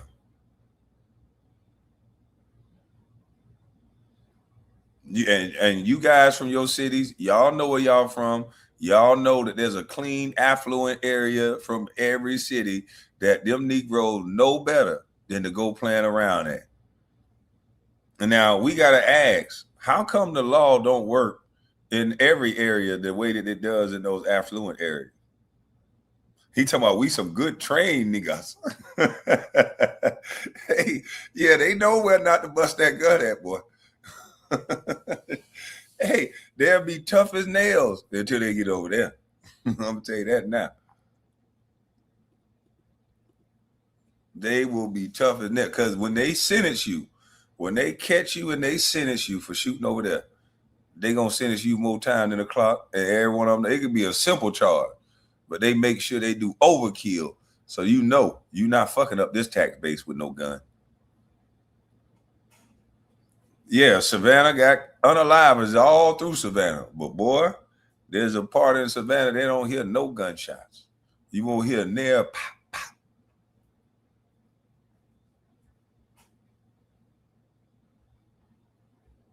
They talk about that's the Dallas suburbs. Don't start no issue. Won't be no issue.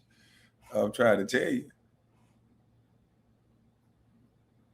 In Fort Worth, you better F with Tanglewoods or West Overhills. I'm trying to tell you. And guess what?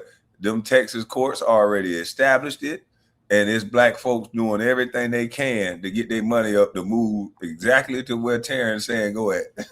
They ain't saying I'm going to get my money and I'm going to move to Oak Cliff. They saying I'm going to get my money. They brag about being from these places, but they don't go back. That's the shit that be having me laughing. Why everybody ain't just building mansions in the hood? It's just they love the hood so no. Everybody acting like they love the hood. Why is you leaving the hoods if you love the hood so damn much? Why ain't a bunch of Rolls Royces and gold and jewelry all through the hood?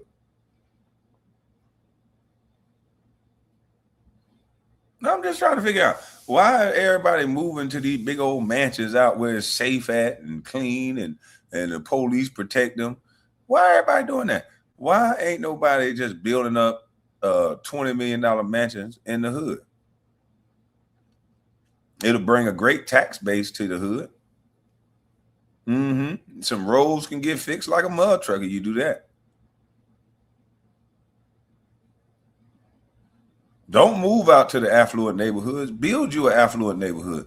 Go back to your hood, build you a goddamn $1 million, $2 million house, and do your thing. If they love their people so much and if they love the hood so much, the people that are saying they love the hood, build a house in one then. That's all you gotta do. You love the hood, bring your house, that $20 million house you got in LA and Malibu, around all them white folks. All y'all doing is helping their tax base. You love the hood so much, build a house in the hood. I'm talking about a goddamn on $3-4 million mansion. Morning, Rachel. How you doing? He talking about Rolls Royces in the hood won't last 10 seconds. Why not? He from the hood, ain't it? Ain't nobody messing with you just for doing good in the hood. Is it a problem to do good in the hood? It ain't no problem to do good, is it? We all kings and queens, ain't we? You telling me if one king is just minding his business, riding through the hood with a Rolls Royce, there's going to be another king that try to take his Rolls Royce? You bullshit. You bullshit me, ain't you? You stop playing. Hey, now you see what I mean? We sit up here talking all this bullshit. Everybody getting online sounding so pro-black, but they can't even do one pro-black thing in real life, though. You know what time it is. Everybody just capping. You just capping, man. I don't want to hear nobody trying to argue with me online because you know in real life you full of shit. Because if you love the hood so much and everybody love the hood, why ain't nobody got a house in the hood then? Why ain't nobody built no mansions in the hood? Why ain't nobody showing them pretty cars off in the hood, parking them bitches in front of their mansion that they tear down 10, 12 houses, build that house in the hood? Nail one of your celebrities that's talking shit live in the hood because they know better. They're not even welcome in the hood without 57,000 niggas from the hood that they paying to protect them.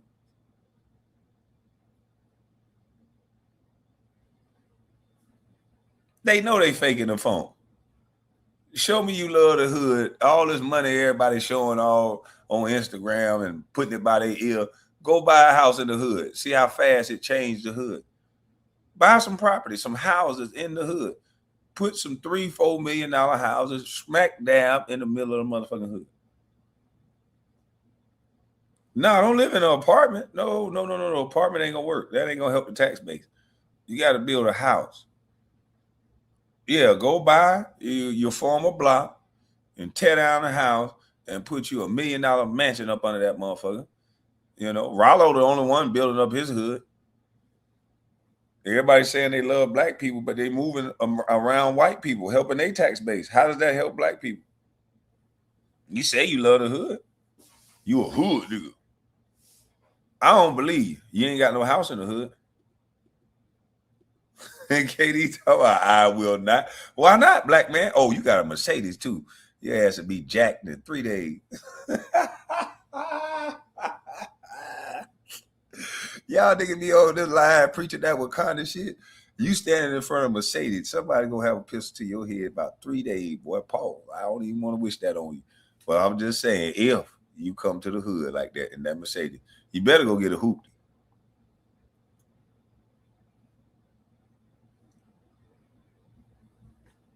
Yeah, he say we brag about being a product of our environment, but need to put the work in to make our environments a product of us. Yeah, they ain't got no store in the hood. They ain't got no house in the hood. Ain't got nothing in the hood but bragging about killing black people in the hood. And we got this sickness going on, and we supposed to just look at each other like we just ain't sick.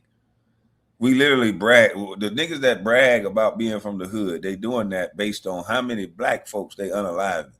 They ain't doing that based on how many bodegas they own. They ain't doing that based on how many corner stores or liquor stores that they own. They're not doing that based on any property or a house that they own that's paying into a tax base that could be helping the children's education from the hood. They're not doing any of those things, but they will damn sure get on Twitter. They will damn sure get on Twitter and say Black Lives Matter in a bold motherfucking letter.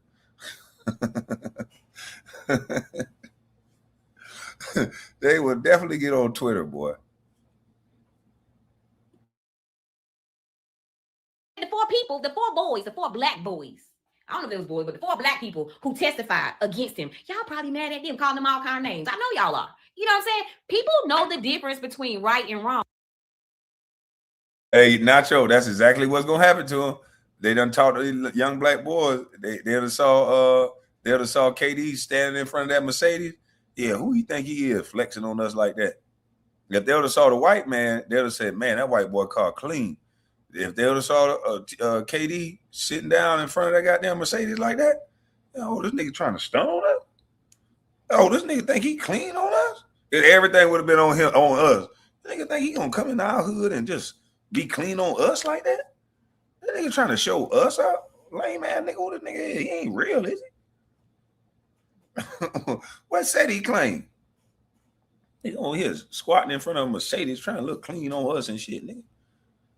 I bet I go over there rocking shit. That's what's gonna happen. Mr. Love the Hood. He know it. That's why he live in an apartment, a nice apartment with locked door. Right is right, wrong is wrong. It don't matter how the fuck you look and what your skin color is. You don't get a pass because you black. Okay? He's guilty. Y'all know he's guilty. Y'all trying to get back from what and for who and for what? What purpose is it going to serve? Like, y'all still mad about who? It's always, y'all always in an uproar about something. But when it happens in our community every day, y'all turn y'all head and act like y'all ain't seen, okay? Mm-hmm. No snitching, don't do that. It's against blah, blah, blah, blah. Y'all see this happening every single day and y'all don't say anything. It's only, really? It's only when another race is involved. It's only when another race is involved. Or the police. Y'all don't care about y'all own communities. Y'all know what's going on in your community. Ain't nobody gonna speak up and say, but as soon as somebody else, y'all got so much to say. Mm-hmm. You can't speak on this. You're not black. You can't speak on this. I'm black, and I've been saying this forever. They're going to keep around and they're going to keep finding out. Okay. That mama got on the stand and wanted the court to have mercy on her son. Like she didn't know what her son was doing. How you don't know what your child is doing? You know, parents know exactly who their kids are. You know how I know? That's their kids. How you don't know what your child is doing? So as soon as a child get in trouble, it's like, oh, my baby was good. He was a good kid. If he Hey, he talking about I try to stay out the way, but they have broken into my car a couple of times. Nuh-uh. No, they did, KD. They was exercising. They was just playing. It was just a little teen takeover. Teen take over your shit. That's all it was. They was just playing, KD. was a good kid. Why he out here murdering people, ma'am? Who's having mercy for Austin and his family? Where is the mercy for the grieving family? Yes, okay, he's going to jail. It is a loss for both families. But one family can still talk to their family member, and one family will never be able to talk to their family member. That's the whole point, okay? That's his mercy right there, is that he's breathing right now. Because if it had been an eye for eye, baby, he's supposed to be gone too. You understand what I'm saying? Like, y'all be delusional up here. Mm-hmm. It doesn't make any sense. We literally see killing every day in our neighborhoods, and we turn a blind eye.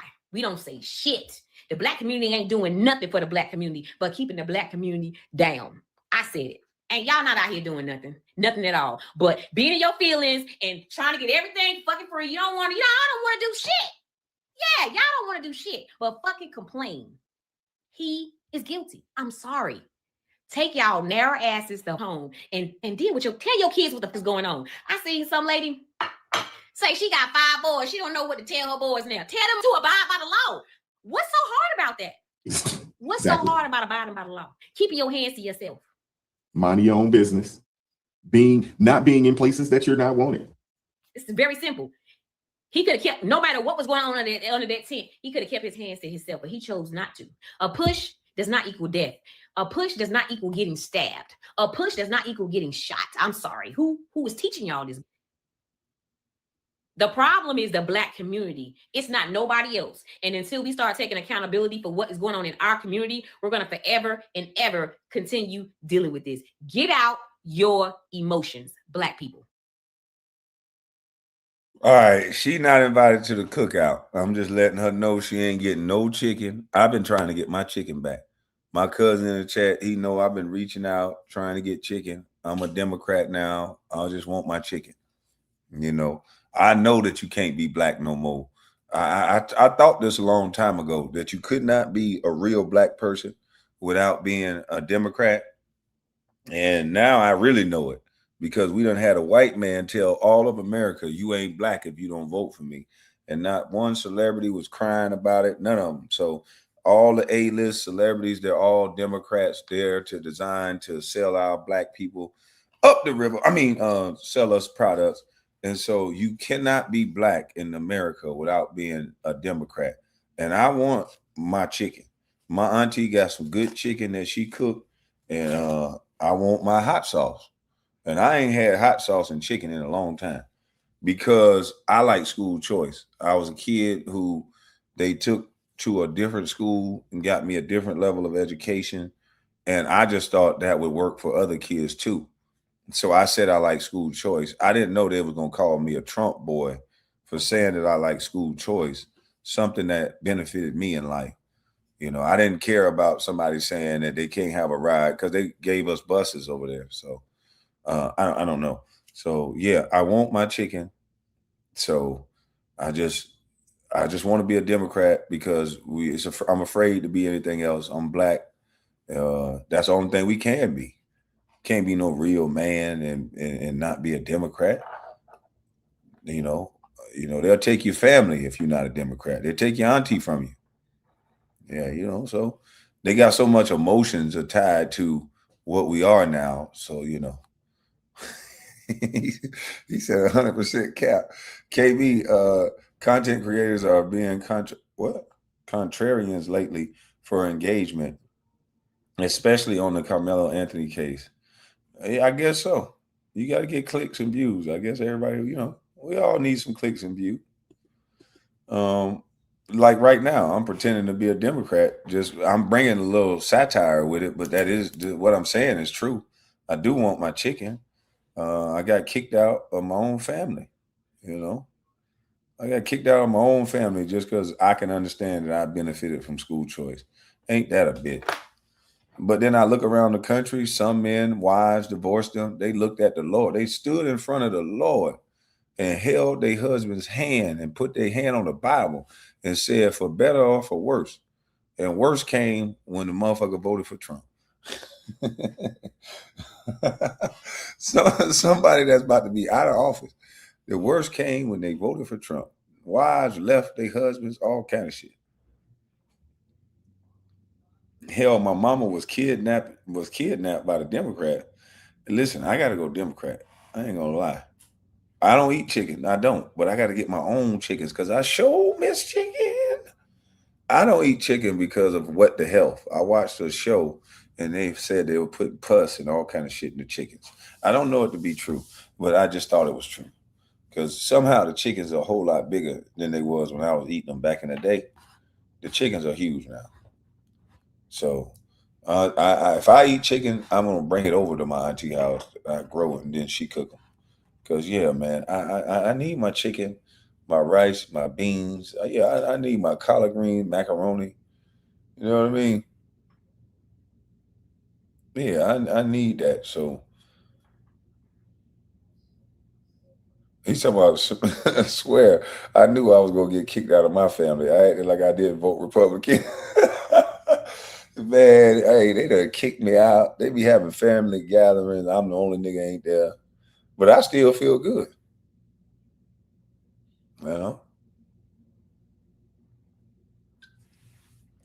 You know what? My mama taught me how to cook my own chicken. And I think she taught me how to cook it for a reason. She knew I was going to be my own opinionated ass man. You want to be black again? Yeah, I want to get my black card. Y'all call up Joe Biden, see if he'll give me my black card back. Call up Uncle Luke, see if he could teach them hoes to twerk on me again. Yeah, man. I need my black card back. Yeah, man. Even though I think this black card is destroying us, but I just want it back. It felt good. It's too late. It's too late to apologize. It's too late. Damn. Well, fuck it.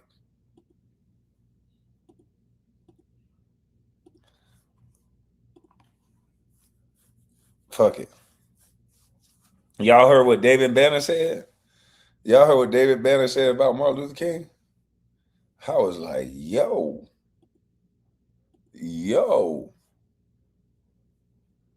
David Banner said, they go to sponsorships.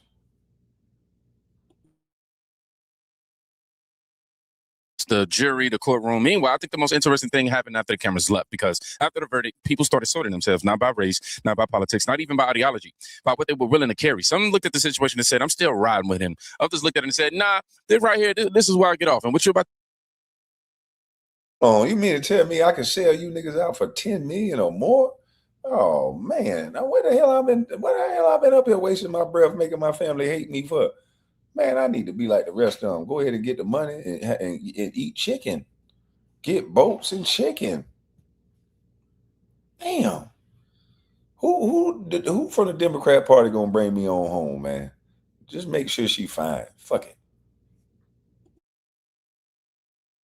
To watch really isn't even a debate. It's a collection of people reaching the limit. So let's get into it. I believe Black people have been given over to a strong delusion. And in the Bible, when it talks about being given over to a strong delusion, is a form of judgment from God. Because at the end of the day, to sit back and demand and to act like there's something wrong with a person going to jail and receiving a jail sentence for taking another life, all because he's Black, we're supposed to support that because he's Black. 2 families right now that are mourning, 2 families that are dealing with loss. One arguably worse than the other because their child is straight up not here anymore. People are really sitting back. Black people are really sitting back, outraged. Can't make this stuff up because this young boy went and took the life of another child. Like I said in my previous video, if it were the other way around, y'all would want him under the jail in the streets. Y'all would be ready to burn something down. It can't be nothing but a strong delusion. It has to be a form of judgment from God. And that's scary, because to be given over to the delusions of your mind so much to the point that you outright support ignorance, outright support things that are wrong. And then God forbid you be Black and you call this stuff out. Now all of a sudden you hate your people. Y'all can call me what you want. Right is right and wrong is wrong. That's how I was raised. I wasn't raised by parents.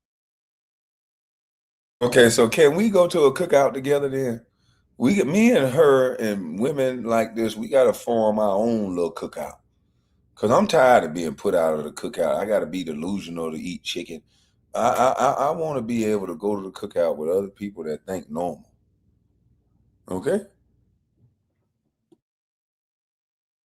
Parents that just agree with everything that I did because I was their child. No, that's what's wrong. We're not raised with the right mentality. A lot of us come up in families where it's ride or die because you my baby, regardless of if you did something wrong or not, regardless of if you wrong. Yeah, my mama wasn't no ride or die if you was my baby, nothing. She taught your ass right from wrong. She'll tell your ass go down there and turn yourself in. Go down there and tell you got it. You did it.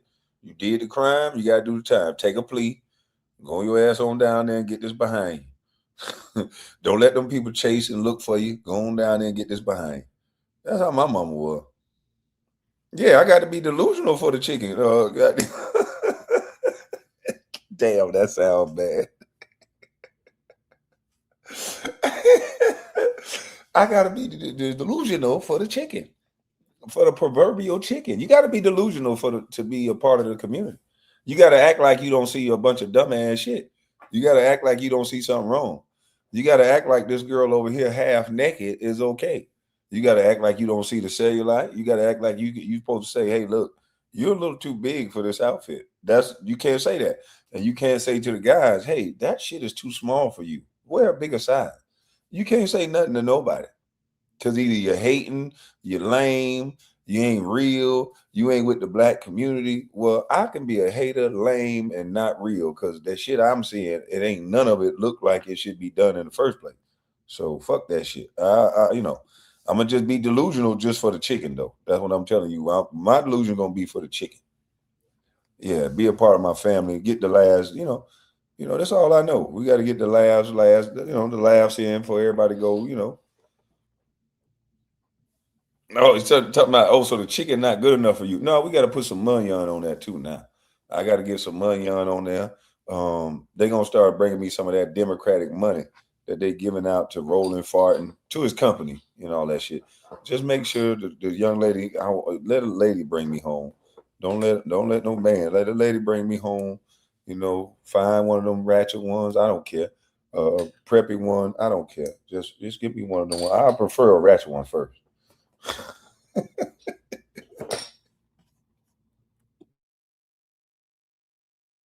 That kind of messed up mentality is why we here. Definitely. And whether you agree with every word or not, I do. She's talking about something bigger than Karmelo Anthony. She's talking about confusion. Not confusion because people don't have information. Confusion because people have information and still choose different realities. That's different. Most people think society breaks when people stop talking. I think it breaks when people stop agreeing on what happened, because then every conversation becomes a negotiation. And that's why came another voice saying something I've been hearing more and more lately. Not anger, fatigue. If we take up for ourselves, we go to jail. If we don't, we die. So it's a catch-22 in this situation. What do you want us to do? If he didn't take up for himself, he would have. Oh my God, Lord have mercy. What I and most of the world want you to do is to stop acting like you're the victim when you're not. What I want you to do is to teach your sons that bringing a knife to a track meet is not the way to go. What I want you to do is to stop acting like you're oppressed. White boogeyman is not out to get you. What I want you to do is to turn to God, repent of your sin of being obsessed with race, making everything about race, playing the victim card. Every race-obsessed individual, we're over it. It's like the boy who cried wolf. We've had enough. Every rational, common sense folk in the world is tired of it. We have Black ghetto fatigue. All you guys do are throw around insults and act entitled. You lack accountability. We want you to have accountability. If we take up for ourselves. This clip, the response rather, but it doesn't sound mad to me. Sounds tired. You know the difference? Mad people want to keep arguing. Tired people are done arguing. That's what I hear. I hear somebody saying, look, we've already had this conversation. because eventually every excuse expires. Eventually every explanation. So chicken, a ride home by a woman would get you to fall in line. Deal. No. They got to give me about, they got to give me, we got to discuss the money on the back end. You know what I mean? They got to give me some of that rolling farting money that he'd been giving him where he can go all them golf courses, fly all around. I got to fly PJ. If I'm going back to the Democratic Party, I got to be able to get me a PJ. You know what I mean? Shit like that, you know. I need some of that. Let me see who I want to be like. Let's see. I'm going to model myself after, let's see. Let me find them on Google. Let's see. It's, well,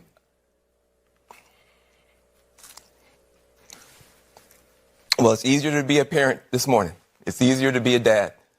It's easier to tell your kids character matters. It matters. Telling the truth matters. Being a good person matters. And it's easier for a whole lot of people. If you're Muslim in this country, you don't have to worry if the president doesn't want you here.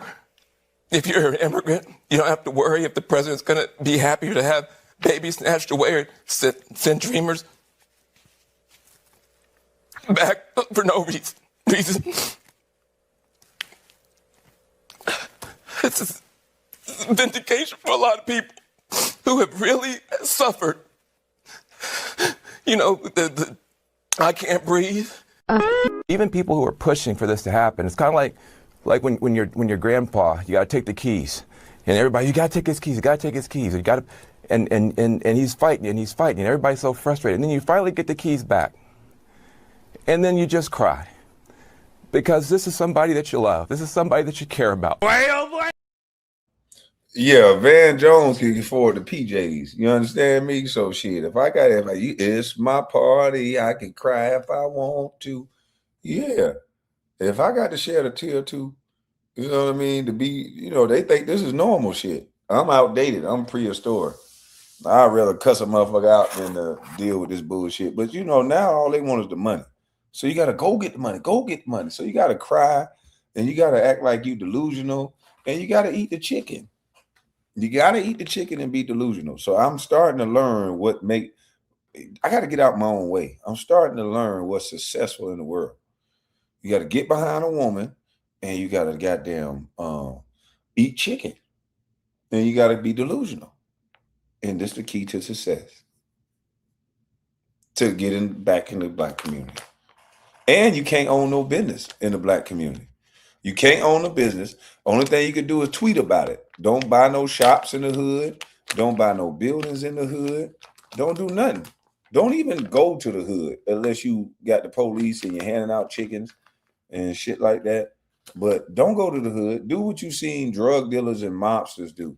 Bring chicken and during Thanksgiving and bring bikes during Christmas. But other than that, don't go to the motherfucking hood. Don't build up nothing. Don't even pick up trash. Don't do a damn thing positive for the hood other than tweet about it and put black circles on your Twitter. Oh, damn, that ain't making a good case for me to get to the cookout. I ain't supposed to say that. As soon as you start sniffling, I'm going to be on camera time. What you mean? No, I'm going to be crying for real for that bread. Yeah, and don't dare ask no damn questions. No, sir. I won't ask not one question. Man,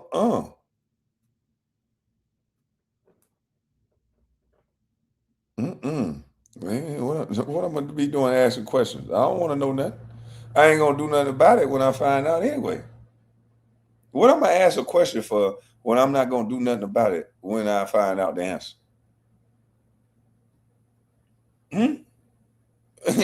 I don't even got the infrastructure to do nothing about it when I do find out the answer. So maybe we should have a buyback of the hood. Instead of everybody goddamn showing their money phones and all this other shit. Why don't we approach these Asian stores and have a buyback and say, we want these stores in the hood. How much are you selling them for? And buy our stores back in our community. And I think that will enrich some black folks, that will enrich other black folks, that will just create a different cycle of money again, like we used to once have it, if we had our money in the hood. And if we was controlling the money that come in and out of the hood. That's a real gay pick you got right there. What gay pick?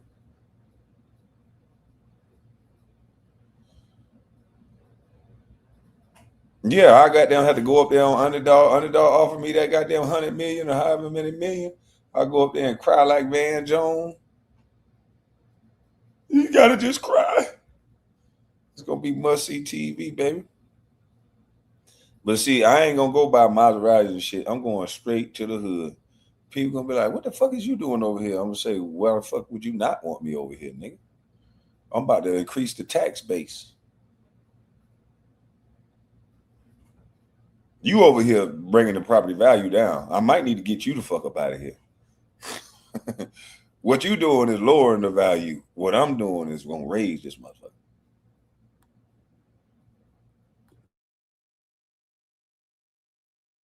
Runs out of gas, and people start asking one question. Okay, now what? Which is perfect, because that's literally what this next clip is about. Hey, so I have seen a lot of broken hearts and outrage over Karmelo Anthony's guilty verdict and 35-year sentence today. I have seen moms, pastors, politicians, and protesters in full outrage. I have seen signs. I have seen tears. I have seen comparisons to other cases. And I know there is a lot of uncertainty out there. So many are asking, what can we even do in Black America? And I'm here to help. Don't kill people. Don't bring knives to track meets. Stop raising little boys to glamorize violence. Stop celebrating absentee fatherhood and then wondering why these boys have no idea how to be men. Stop minimizing education and decorum while glorifying rap culture, sex, drugs, and violence. Stop pretending that some generational trauma response explains away the fact that we kill each other in numbers that should horrify every single one of us. Stop outsourcing blame and take personal responsibility. Stop raising boys to be Bus, nobody is moving into the mud lots you own, house boy. Okay. Thank you. Let's get back to it. Every single one of us. Stop outsourcing blame and take personal responsibility. Stop raising boys to be exactly what they ended up becoming and then acting shocked when the verdict reflects it. And before you come to my comments talking about this country was never meant for us or there's no such thing as self-defense when you are Black, find me a case with the same circumstances that ended differently. I'll wait. No, I do not care if this is harsh. Harsh is a 17-year-old who went to a track meet and never came home. That's harsh. This is just the truth. And until we start telling the truth and stop lying to each other, this will keep happening. This is why I like this clip. It skips right over the emotional theater, straight to solutions, because here's something nobody talks about enough. A community doesn't become stronger when it gets better excuses. A community becomes stronger when it gets better habits. Different conversation, and one keeps you uncomfortable. The other actually changes outcomes.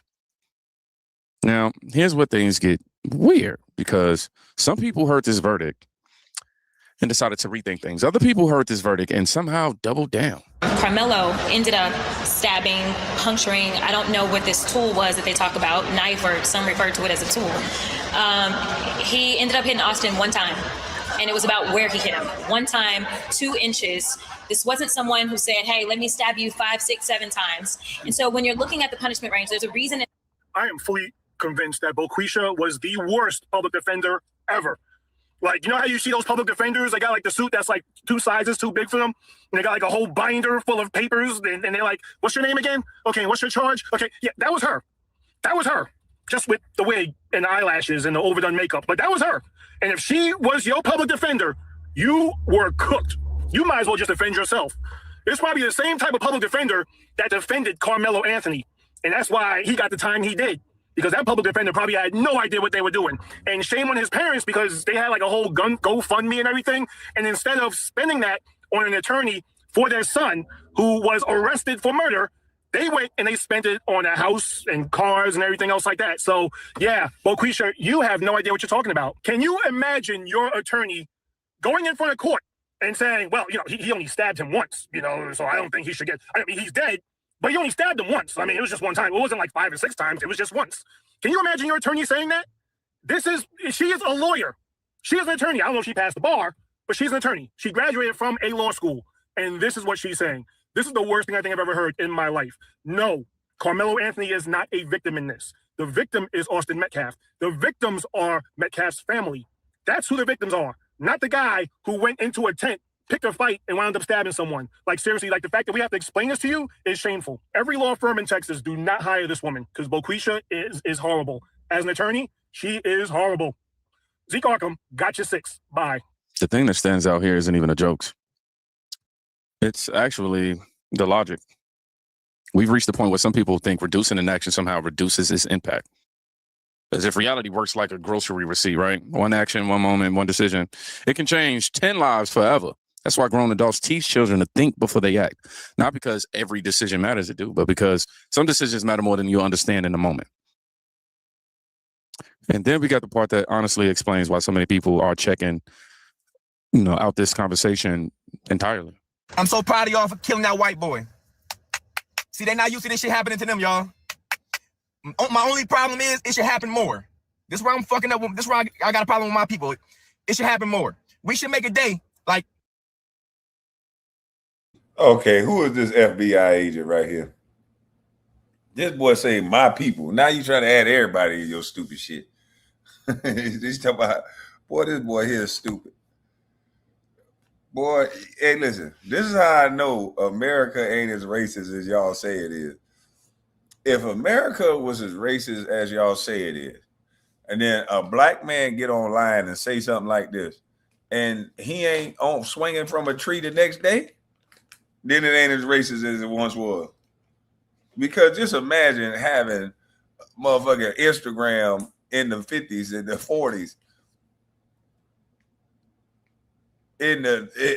Boy, having Instagram in the early 60s, and a black man couldn't get up online and say no shit like this. This man come up here talking about let's have a national Whipple White Day. What in the world? What in the world?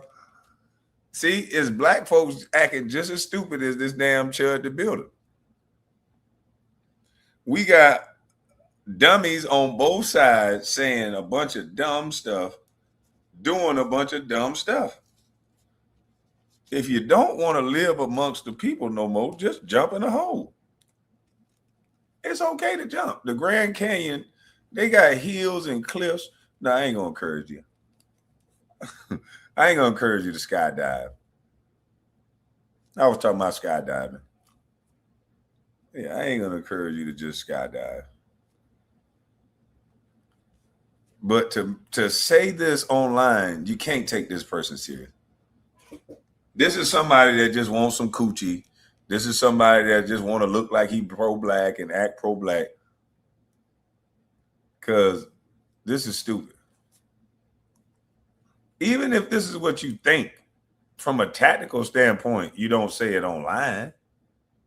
So we know you full of shit. It's some white boys that's sitting somewhere, they're looking at this, and they ain't having no meetings online.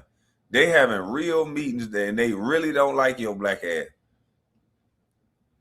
But you gonna say this stupidity online. You think this is helping Karmelo Anthony? Like, how does this help Karmelo Anthony get an appeal? With people like this coming out speaking, talking about, yeah, we should have a national Whipple White Guy Day.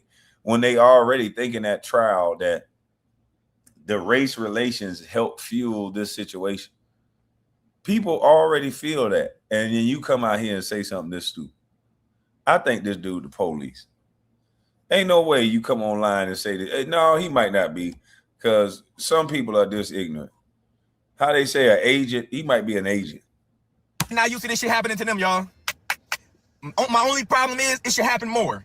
This is where I'm fucking up. This is where I got a problem with my people. It should happen more. We should make a day like every Thursday or every Wednesday where we just wake up and fuck up a white girl or a white boy. Just pick. A little girl smack the shit out of her. Little boy smack the shit out of him. Oh, damn. Now he really tough. Now he really tough. I'm starting to think he might be in that. Yeah, he got a little voice change now. A man don't just say smacking the shit out of no little girl anyway. So you real tough. Now, in a country where we had a young man, Emmett Till, they thought he looked at a white woman and they did what they did to him, which was horrible. Now you got a black man online. You know how these white boys are going to act around their white little girl. Now he's telling you online to smack a little white girl as a man. He thinks this helps. He thinks this helps Karmelo Anthony by looking and sounding this stupid.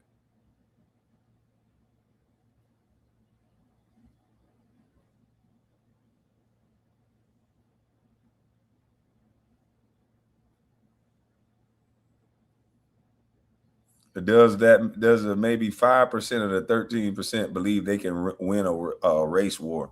How are we going to win a race war when every other race is going to join in with white folk? I don't think people are getting the real picture here. They sitting here acting like it's just going to be a race war with just white folk. The Asians kicking your ass, the Chinese, every needs, the Nigerians don't like you, us. No, if we start a race war, it's going to be every race against you. The Mexicans going to be against you. Who is your ally? In a war, you got to have allies. Who is going to be your ally to say we down with the blacks? Damn sure ain't going to be the Mexicans. The government already paid them enough. They got them in their back pocket. So with a race war, you think 13% of the population can whip the rest of the world? Like, what the fuck? We got more women than anything in our race. And although some of them might sound masculine with words, them white boys can't wait to get their hands on them physically. So what the hell do you think we're going to be able to do in a race war?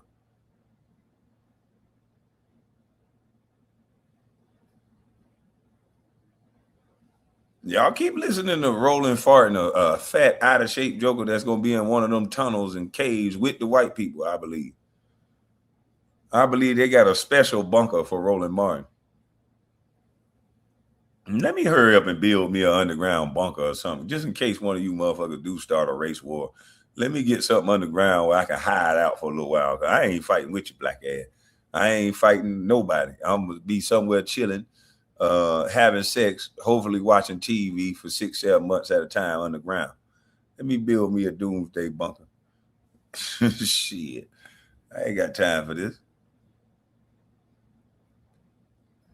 Something that have cameras that I can look at the big house and watch it, but I'm underground somewhere laughing. Like, man, fuck that.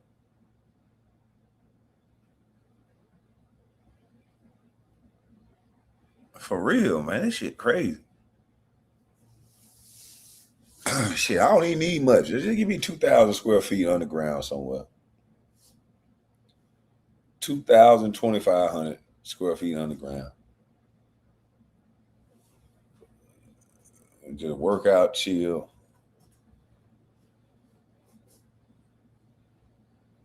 Any women that ain't got a man that need protection, just come on down there, you know. Shit. And if your man wasn't prepared and he ain't had no shelter for you, then hey, he can't come. Old lady, white, whatever. We just set up a day once a week where we just fuck them up, y'all, until they go back to the mountains. Yeah, last Saturday we just fucked them up. Oh, just cause we wake up, we yawn, we brush our teeth, we wash our face, and we go outside and we just fuck them up. First. That's how we gotta start getting our day started. Can we please pick a day where we just fuck them white people up? Just beat their ass, especially the old ones. Just beat their ass. The kids, just beat their ass. Everybody get in the. Especially the old ones and the kids. What the fuck is wrong with this boy?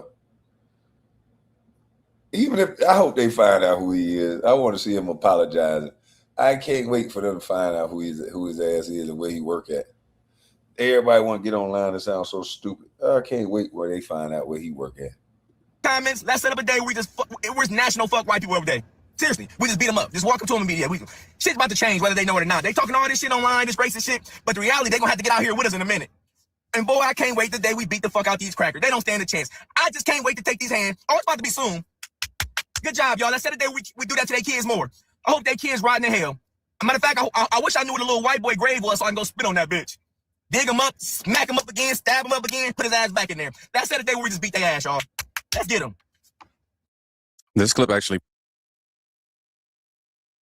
I can't wait till they find out who his ass is, boy. I can't wait till they find out who he is, boy. It's gonna be bad for this dummy. He ain't gonna work nowhere. He gonna be begging for forgiveness. He said he tired of all this racist stuff online while saying racist stuff online.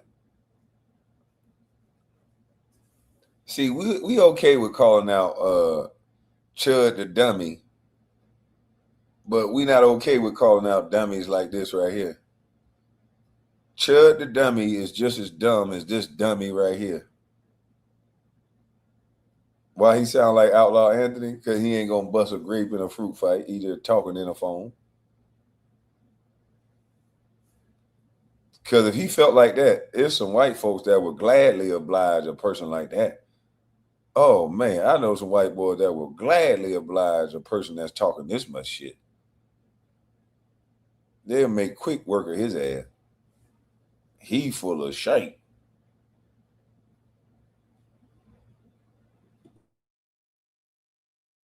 Prove something bigger than the clip itself. The fastest way to destroy a serious conversation is to make everything thing. Which brings us to the final clip, because eventually every emotional moment, or argument rather, runs into the same obstacle, which is reality. Telling me a grainy video is shown to jurors, but it was shown in 4K clear to the people that witnessed it. No witness on that stand had that little man's back. None, 0 out of 21 people being questioned. Come on, man, I'm done with all of that. I feel the same way about white people, the same way they feel about my people. Yeah, try one of us. Is that a threat? Because Miss Girl here sounds insane. What do you mean how white people feel about us? I feel about them. Try me. That sounds like a threat, first of all. And white people, at least I guess I can only speak for myself, don't feel any type of way about black people because of this case. At least you shouldn't. I just feel that Karmelo Anthony is in the wrong and was responsible for this after my reading about the evidence. And what she's saying is just absolutely not real. Multiple points she just made. So of course, she's saying 0 out of 21 of the witnesses had Karmelo's back. Well, first off, they're there to testify about what they saw or know, not to have someone's back. But that's the prosecution's witnesses. Of course, the prosecution's witnesses advanced a narrative favorable to the prosecution. The defense got to call their own witnesses. In every court case ever, or at least most, the witnesses called by the prosecution do not go to bat for the defendant. If they were going to do so, based on what they know or what perspective they have on the incident, they would get called by the defense. You should just have some level of basic literacy with how court cases work if you're going to go on television and rile up an audience about the outcome of a court case. Is that too much to ask? I don't know, man. And she wasn't the only one. The rest of this panel similarly crashed out. Let's keep going here. One of us. I mean, even just following the case, I know I just, we've all been kind of keeping up with it. And just to see even that the judge, the defense attorney, and Austin Metcalf's father was in a picture at a party they having a time. There is an alleged fake. That's a fake image on social media, not a real image. Completely fake, and they just fall for slap they saw on Facebook and repeat it on TV. Well, that's astonishingly irresponsible. There is no image about showing the judge has some connection to the Metcalf family. That's not real. Alleged post from Austin, from of course before he passed, that he had 2 assault rifles on his resting on himself in the car, saying that I dare one of the monkeys to come to this track meet today. That is absolutely fake, not real. Once again, we're just repeating AI slop you saw on the internet somewhere. That is not real. That is not a piece of evidence that exists. There is no such post from Austin Metcalf. Today, but this is someone where Karmelo Anthony was a 3.7 GPA student working 2 jobs. That's but fine. He's the one that we're supposed to believe is a thug, though. Right. Of course. Well, he's the one that stabbed someone in the heart with a knife he brought to a track meet that he wasn't supposed to bring. I'm not even saying that means he was a thug or whatever, but he clearly acted in the moment in a very violent and irresponsible and illegal way. It doesn't negate other aspects of him or mean he was terrible in every single dimension of his life. But yeah, I just got dumber listening to that. And I'm astonished that a company would broadcast just such low tier analysis and misinformation and slop. That's shocking. And frankly, they should sue that television station. The family should sue that television station. This is what happens when people become more attached to the story than the truth. Fake screenshots, questionable claims, rumors, internet mythology. At some point, you're not defending a person anymore. You're defending an alternative universe. And the scary part, a lot of smart people end up there, not because they're stupid, because they become emotionally invested. The moment your emotion starts charging.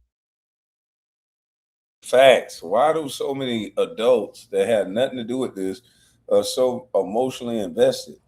All we have to do is say that a black kid got unalived by another black kid in the hood and nobody's invested. All the emotions go out the window if we just do that. This shit crazy. You would think the Austin Anthony kid got unalived. Let me know what you think below.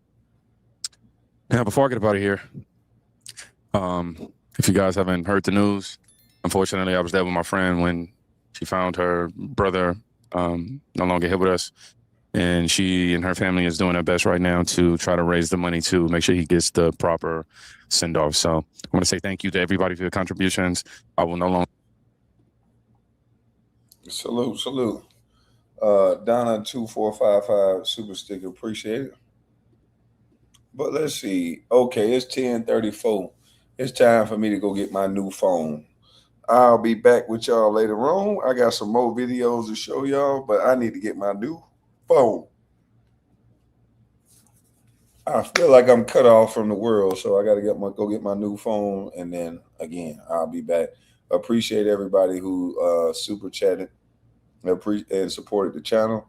Appreciate everybody who chatted responsibly. I'm up out of this thing. I'm gone.